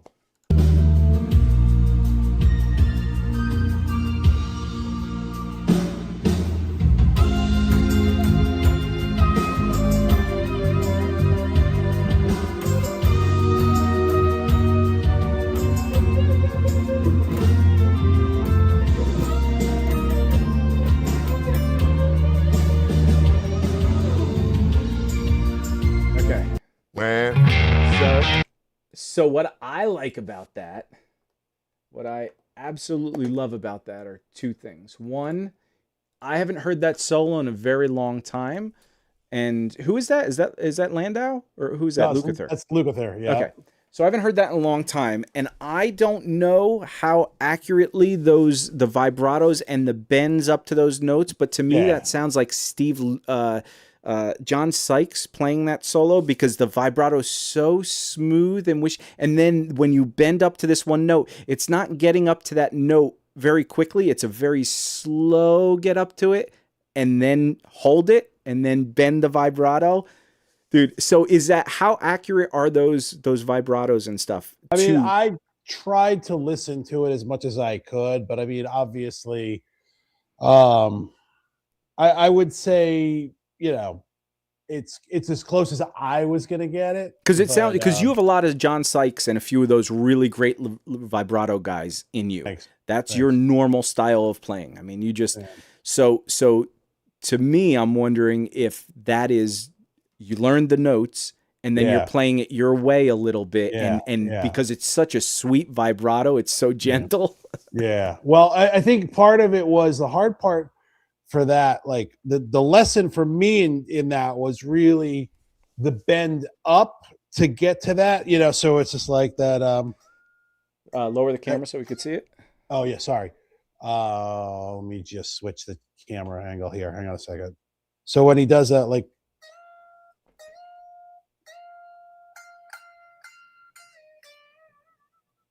that's way fast. Yep. So I was definitely not doing like the Sykes thing. I was holding it. Okay.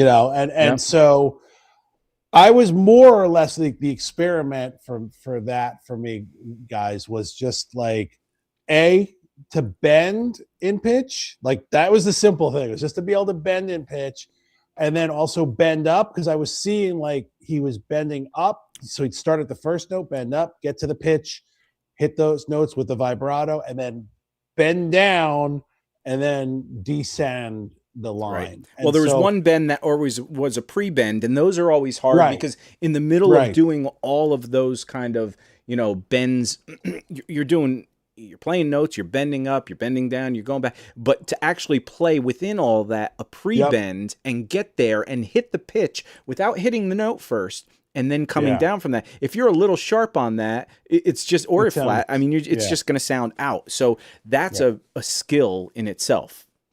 Yeah, so that, and then there's like that last set. There's like a set of triplets where it goes like. Let's see your camera. Move your camera down. Oh, let me go back again.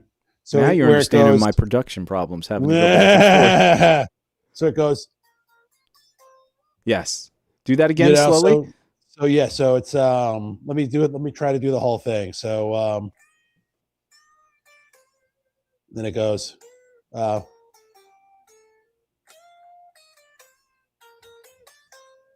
Interesting. That is really, really tricky, man. Right. Yeah. That right there literally was harder than everything that I. Because you're doing a whole step bend into the note itself, and you're playing basically a unison note, but you're playing it on the next string.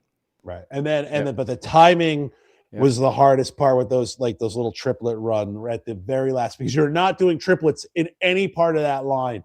And then all of a sudden your brain is like, but that's how he finishes the solo off. So, cause it just kind of crescendos like ba, ba, ba, ba, ba. And then he lands on that last, well, that's the thing too. Lukather gets, man, with all the, I wonder how all these guys, I had a discussion with somebody else the other day, and I wonder how all these, I wonder how like Hendrix would have been in social media land. Like people knew about him in this, but it took word of mouth to get around, and some people didn't really hop onto him till he passed away. Right. And then people started falling into it. But with social media, like Lukather, he doesn't get the credit because, he does a lot of interviews and stuff, but he just doesn't get talked about as much as the guys like the Guthrie Govins or the, even the guys that aren't recording on albums, the Martin Millers and all these guys, they work on jam, they put out lesson packages and do all that. Then they have their podcasts and all this, and even the Pete Thorns and stuff.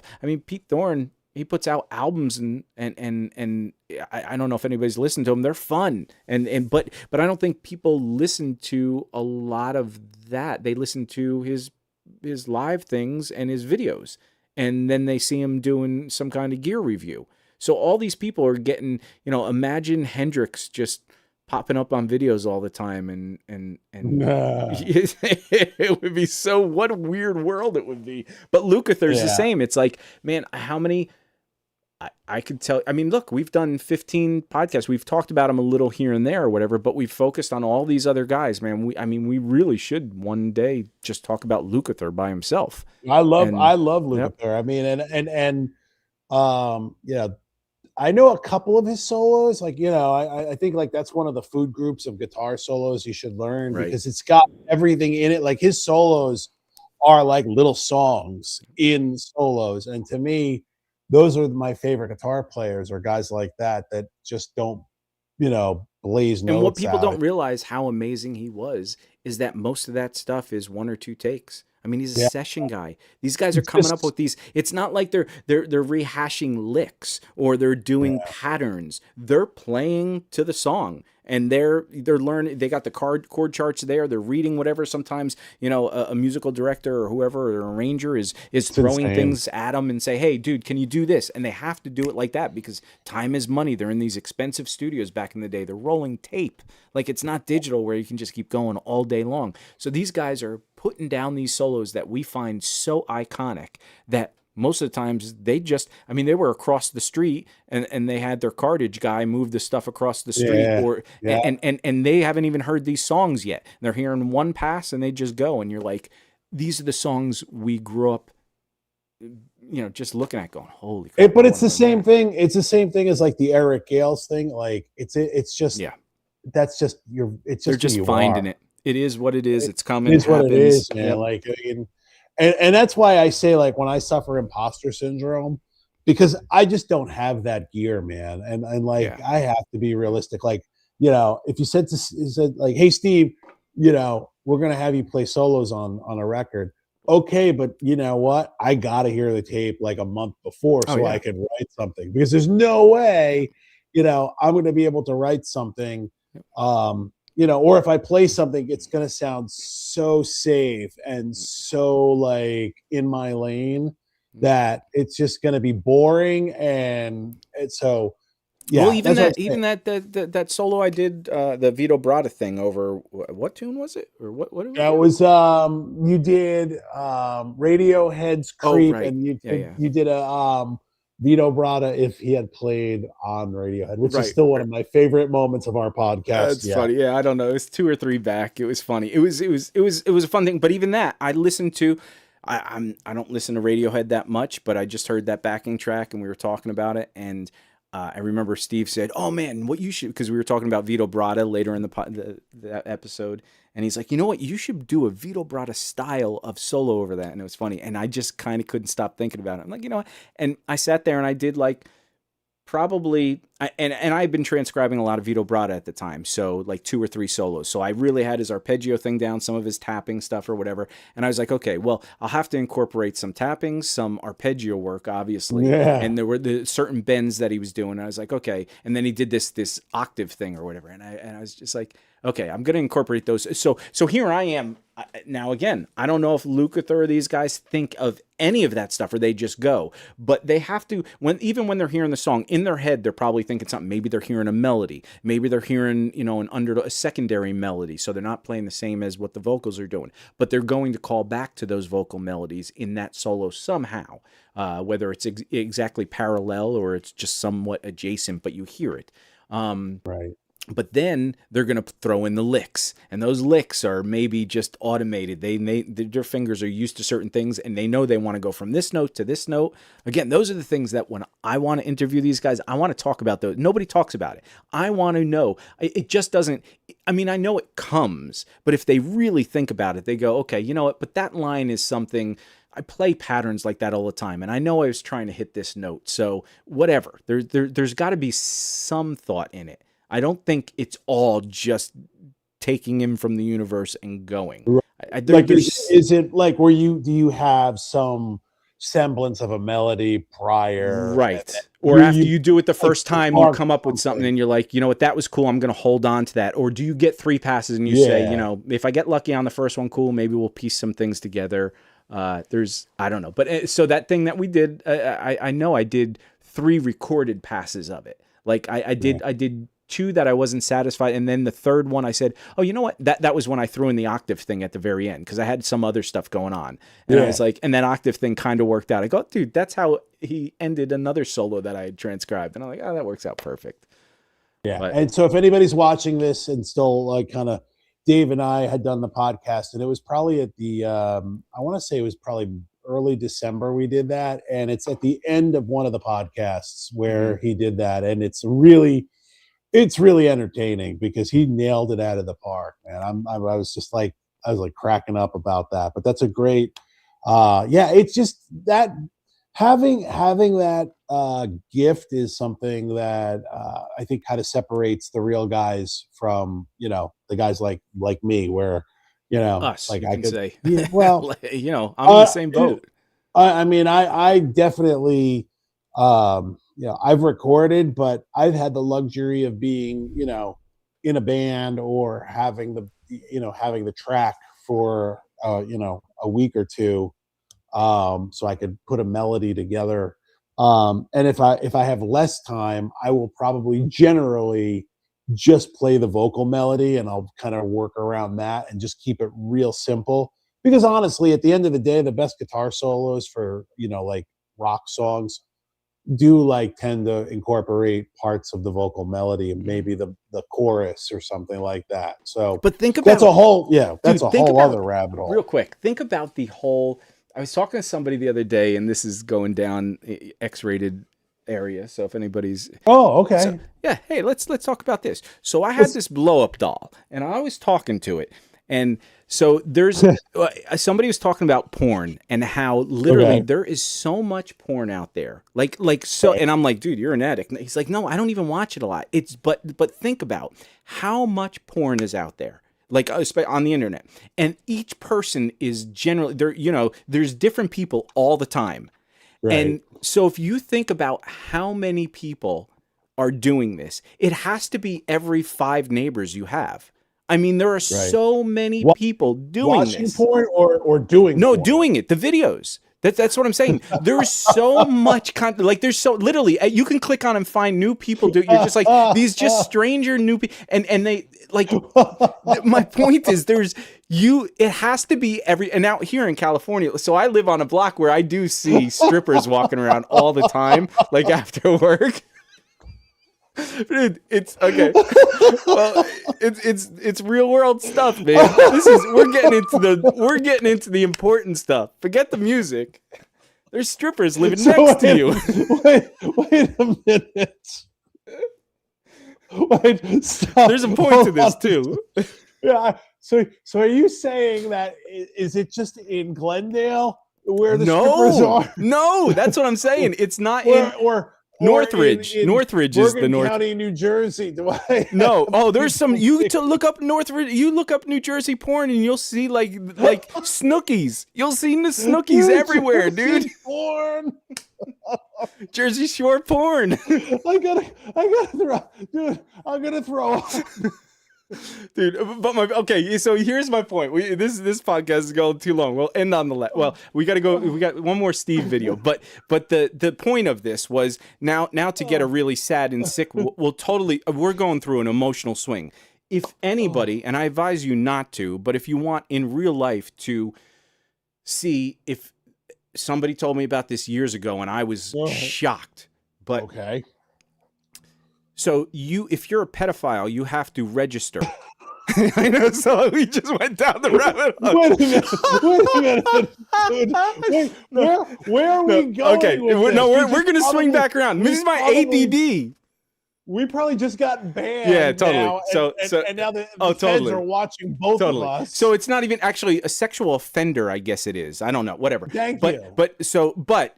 My point, I was thinking of pedophile with all the Jeffrey Epstein crap I just watched. So the all right, stop saying the P word. Oh yeah, okay. The point is, there's an app or a map you can look and you could see, because you have to register, and you will be surprised. I was how many people in your local area, hundreds and hundreds of people, are sexual offenders. Okay. And you're just like, so my point is, you don't realize, like, think of all this stuff that's happening, and you don't even realize the scope of it. So now let's bring it back to music. Sorry, we have zero viewers at this point. Go from that so my thought playing... process, was... Please, because it probably doesn't make sense now. Now I'm not going to wrap this up. But my thought process was, think of how many solos we learn. I learned so many Steve Vai from the White Snake stuff, from the Eat 'Em and Smile stuff, from his solo album stuff. And every single one is freaking cool. And I learned so much from it. Then I go to Scott Henderson. Everything on every one of his albums I want to transcribe. There's not... Yes. 2 solos. Like, it's not like a one-hit wonder band where you hear one, like, let's go to Skid Row or something like that. I like Skid Row, but there's only like 3 or 4 songs that I really like, and there's only like 2 solos that I'm like, dude, that solo just worked out, right? Okay. But there are other guys that every single thing they play, Andy Timmons, all these, there is years and years of stuff that I want to learn from them. And that's not even trying to make up my own stuff. Like, I couldn't make up 3 solos that anybody would want to listen to. Maybe 1, right? These guys are making up so much stuff. Yeah. They are the more, so when we judge ourselves against like when we start feeling that imposter syndrome and we start feeling like, oh, I'm not as good. Dude, do not do that to yourself. That's that whole psychology thing. Learn to just say, listen, I'm just doing my thing, having fun. I want to get from here to here. Because we cannot compare ourselves to these guys, the Lukethers. The Lukethers that's been on, Dan Huff, Lukather, have been on 1 million albums, and I'd say 90% of their solos, I think, are genius and work and have one unique idea in it, at least, that I'm like, I would have never thought of that. Never. Sure. So sorry about going off on a tangent. But no, I gotta laugh at it, Steve. My God, my stomach still hurts. And our friend Steve in the chat just said, as a parent, it's important to know who is around your home and neighborhood. So yeah, no, totally fair point. I mean, I actually do know about this thing because we had in the town that I live in, there was a guy that, was just kind of doing some really disgusting things that got put away. And I just happened to see it. I was just like, holy crap, man, that guy lives 2 blocks away from me, and so there's it's a lot scary, of, man. There's a lot of sick. I mean, dude, the world is a really crazy place, man. It is. Well, and I don't know about you. I grew up in northern New Jersey. I mean, northern New Jersey was farms and cows and we had, everybody. Sure. I mean, everybody had a good. It's not even down kind of where did you grow up exactly? I'm Bergen County. Bergen County, okay. And you had houses next to each other. You were in a more dense place. I was in the suburbs. Yeah. And so I lived really out where, man, we had people had 1 acre of land, 3 acres of land, this and that and everything. It started getting more, 3/4 of an acre, less than an acre or whatever. But they were still neighborhoods. They were little pocket things, and you had streets that it wasn't really busy or whatever. And we were so sheltered from everything. Until I moved to Atlanta and then moved out to California. Oh, dude. I mean, I didn't know, like I said, I literally live in a good area. Yeah. But the gym I used to go to, I mean, dude, I used to have Jose Canseco go there, Andrew Dice Clay, the Wayans brothers were going there. When the OJ trial was going off. When I first moved out here, I was watching TV, and right next to me, Marsha Clark, the lawyer for the prosecutor, was on the treadmill next to me. I didn't even know the whole time. And then as that got more popular, she ended up stopped going. But I was just like, we have all these people. But the one gym I started going to at midnight, I used to start going at night because it was just fun, because the strippers would get out of their little stripper job at 1 a.m. and it was just nonstop. It's crazy. I live in a great place, but the people that live around me, I mean, we have shootings at night. Sometimes you'll hear the pop. You have to discern whether it's fireworks or if it's guns. Right, what the hell's going on here? But yeah, I mean, it's interesting. But back to the music stuff. Last thing, real quick. Thank you for sticking around. We got one more Steve video. Steve. Okay, let me pull that over here to the screen. And then start that at the beginning. Screen share, desktop audio. Let's see what Steve's got for us. I think this is an Alan Hines thing.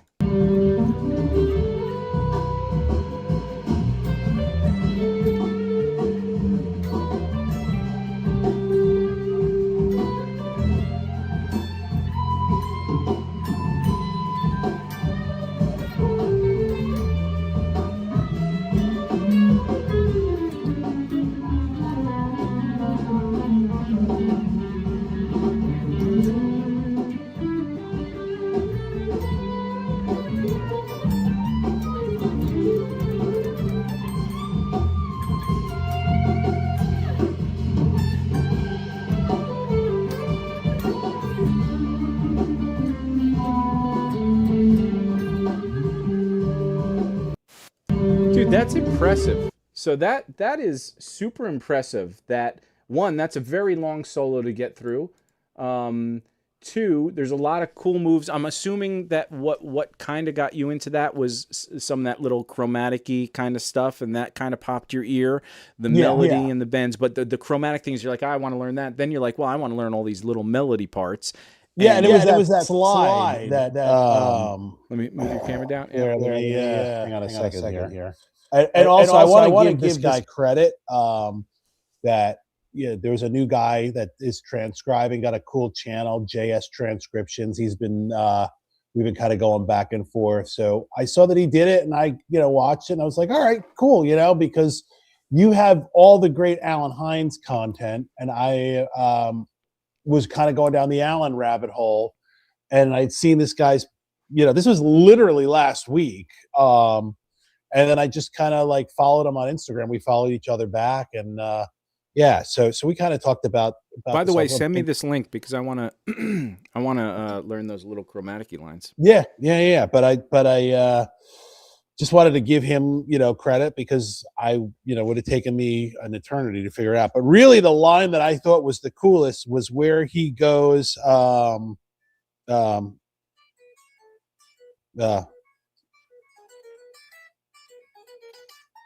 that's it.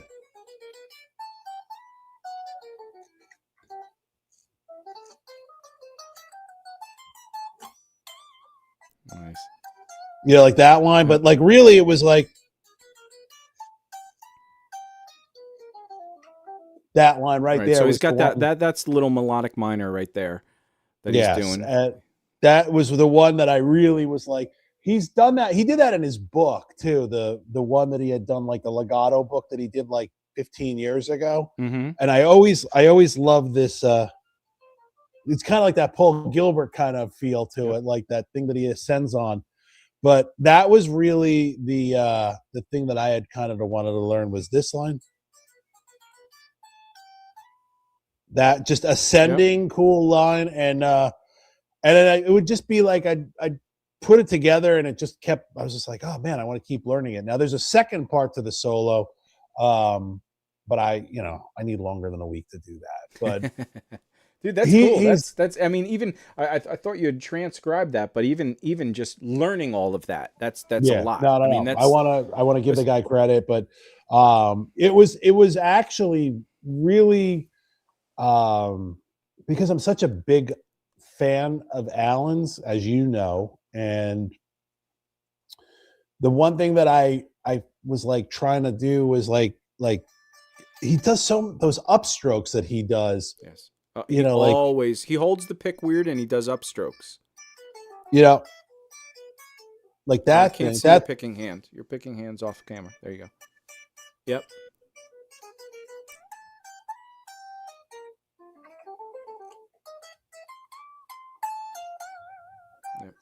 Yeah, people don't realize his picking touch is part of the equation.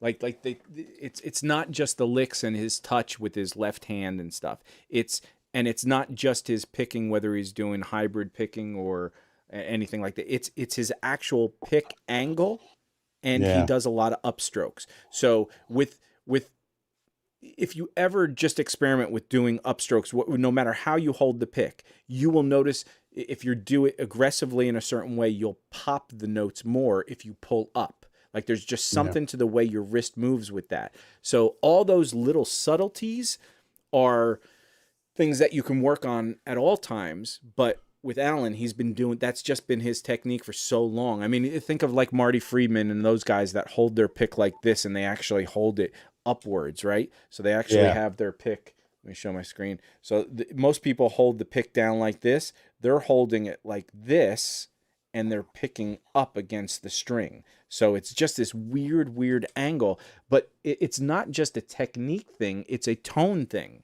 Sure. If anybody's gone down there, I mean, I went down a rabbit hole for, I would say, probably a solid year with finding picks. I mean, I have so many guitar picks, it's insane. With the wood ones, the V picks, $30 picks, the insane. And I found too that I like I always loved the red when they reissued them. The red, the ones Eric Johnson used. Oh, What are the those? Jazz Threes. Jazz threes. So I didn't like the I for a minute I liked the black jazz the jazz threes, but Yeah.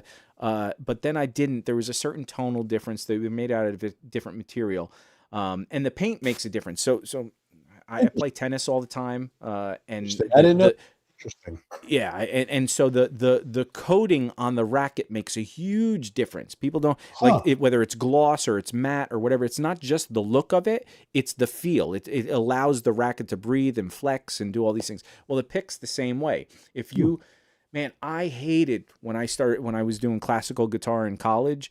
This is before I went to AIM. But I hated the sound of my left hand sliding up and down those strings because you hear Right. that greasy squeak, squeak, squeak. So, man, I tried so hard to avoid that. And so I'd always, when I slide down to an next beat, I'd lift my fingers so you wouldn't hear that. And it was this weird thing. And then it started, my teacher was like, why are you doing, like, what are you doing? You're eliminating. And that's just part of the tone of classical guitar. It's Yeah. there is that, and same thing with these guitar picks. I hate the clicky clack. If you put especially when you're playing electric guitar, if you click on the string without doing anything, you'll hear kick, kick, kick. If you change picks to different sizes, if you use the round side of your pick, which is what I use most of the time, it's a little thicker Right. instead of just this little tiny point. You'll hear like a thicker thud. It won't be as thin and clicky. Yeah. So if you're doing a lot of picking and you're hearing the click, click, click, yeah, there's a lot to go into all these things. There's subtleties. I think we had this conversation a while back, but I found out that John Sykes uses the same or used the same pick that I use, which is the Dunlop 1.14, this little purple guy here. Oh, interesting. I used to use those way back in the day. Yeah, With the turtle and on so yes, I've been using these picks Tortex. now. Yeah, for God knows, probably most of my life. You know what I mean? Like most of my guitar playing life, I've always used these. And it's weird because anytime anybody plays them, like if I show somebody, they're like, "Oh my God, these things are like so thick." And I'm like, I don't know why like they work so well because I have a very light touch. Like I don't hammer the strings really, really hard. So I think maybe the combination of the heavy pick and the light touch works because if I do the reverse, like I feel like, you have to be heavy handed with a light pick. Like, like Eddie Van Halen's a perfect example, like he uses like that super flimsy pick and meanwhile he's just like so aggressive. Yeah. So well, and then he uses 8 or 9 gauge strings. I mean, there's all of us. That's why what's so fascinating because we're all chasing things that we hear other people play because we're impressed by it and we love the tones and everything. But you're never going to, no matter how close you get to learning the techniques and doing the things, it's different strings. It's different setups on the guitar, higher action, lower action. It's different picking techniques, whether you're pressing harder. I mean, I go through phases when I do fast runs that I'm not like getting tense, but I definitely do a harder pick. And then I realize if I lighten up and I just let the pick be a little loose and goose. I remember I talk about Shane Terry all the time. He uses like those thin like the marble color brown picks, the Fender picks that are so like thin, and that's how he gets that funk and the skank. But he's doing solos with those too, and they sound great. But so for me, I like a really stiff, thicker pick. I'm using these Andy James Dunlop. I think they're Dunlop picks or whatever, but they've got a little point to it. And I've never been. When I went to music school, I used to use the blue Tortex ones that you use, but I used to go on the carpet with every single one and I'd rub it on each side to get the pointiest of point because they were pointy, but they were not as you used them, they'd start rounding out. So I'd go on the carpet and I'd just start shaping this pick until it had a point. But the funny thing is sorry, something. Tap to set up your HJ09. I don't know what the hell. Oh, my computer just added a new device. That's awesome. But it's not just the point on the pick. it's also the thinness of it. As you're playing more, that thinness part starts getting more and more thin. So when you start using, if you tip it over and use the fat side, that still has some thickness to it. So when you use a pick for a long time, you'll hear that thin part, and you'll hear the thick part here. So it's just fun Crazy, stuff, dude. It's Yep. we as anybody that's still watching can see, we could do this all night. And Dave and I, it was like the other night. It's 4:35 in the morning here, in New Jersey, and it's like 2 his time. And I'm like, my wife like comes downstairs and it's dark, and she's like looking at me, and she's like, what are you talking to? I'm like, oh, Dave, it's Dave. And she's like, you guys are weird. And like, but like, that's the thing. We do this all the time. This is why we decided to do our show, because now we can share our idiot knowledge with guitar stuff with anybody else that finds it. And the funny part about that is that I'll call you in the morning. Like, so it's my time at 4 in the morning. It's it's my time midnight or 1. So I'm still wide awake, dude. I got another 2 hours in the night. I have a few drinks. I'm about to finally wind down and watch a movie. I just finished. And I'm waking up. And you're just waking up. And when I first call him, I go, like, I'll text him. I'll text him something and he'll get back to me immediately. I'm like, oh, he's off to the gym, or he's just up for, and I'm like, okay. So now, and then I'll test the waters. And I'll send him something else. And then if he replies right back, I go, it's like fishing. Like, I got him on the line. And then once he's and then I go, I'm going to give him a call and see if he answers. And then if he does, he's like, yo, what's up, man? He's like kind of tired and groggish. he's like, what's going on, man? I go, no, well, I'm also in like laying next to my wife who's sleeping, and then like know, like, but it's so funny because I'm in a world right now of I'm having fun and whatever, and he's like, it's like the dude calls from the bar and you're sleeping, dude, I'm having such a great time. And you're like, yeah, I know, cool, but somehow, because we're so excited about this guitar stuff all the time, and he just looked at a video and he's like, oh yeah, that's kind of cool. Then we start talking about, then 2 seconds later, he's just saying, he's like, yeah, man, that one lick or whatever. And then we're just in full on conversation. And I'm like, dude, I'm sorry. Please tell your wife I'm sorry. Yeah. It'll usually be like either something's really cool or we're just talking mad shit on something, The day when we were talking about that guy's YouTube channel, those 2 guys, Keith, was it Keith? I'm terrible. Kevin. I am never going to get the name right. But when we were talking about, I have not cried, laughed with a guy in so long. Like it's, with girls, we joke and we get in the thing, whatever. But with a dude, we're too cool to, but I had tears running down my eyes laughing so hard because we'd hang up the phone and it's 5 o'clock in the morning or whatever his time, and all of a sudden he texts me another video. You gotta watch this at 2 minutes and 30 seconds, and I watch it, and it's the funniest thing. And then it was just crazy. It's this stuff is awesome. But this is like, we're like total nerds, and so that's kind of what we do. And if we live if our channel lives where we never grow it, we're still going to be here showing away. Yeah. Because I'm glad we started doing this, dude. I am so glad. Just for me and you, dude. So everybody, listen, we are up at 2.5 hours. I think we're approaching our normal time. We got to cut these shorter. Yeah. But if you guys like this, please like and subscribe. I can't tell you enough how that means. Just click that like button real quick. If you subscribe, click a bell. I don't even know what it is, but there's a bell that you'll get notifications that we're going live or something like that. But I am, like I said earlier in the podcast, my life has gotten into a really good place this last week, and I have a launch pad of several months where all I'm going to be doing is this. I'm going to start my Patreon finally. So we're going to have some cool little hidden gems in there or whatever. If anybody wants private lessons, hit me up. Skype, all those kind of things we can do. I don't even Skype is around anymore.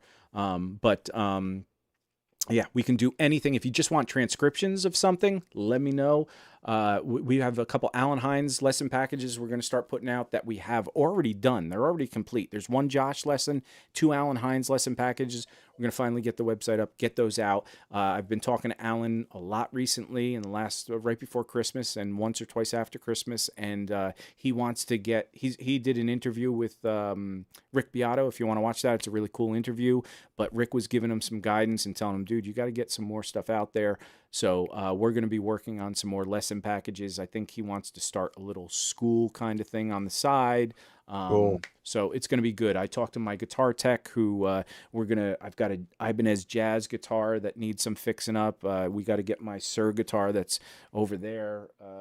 It needs a fret job and stuff. So I'm going to do some videos on some guitar tech kind of stuff. He's been doing this for years. He builds guitar. His name's Greg Bach. Bottom line is that like Guitar Breakdown in 2026 is fully back from the dead.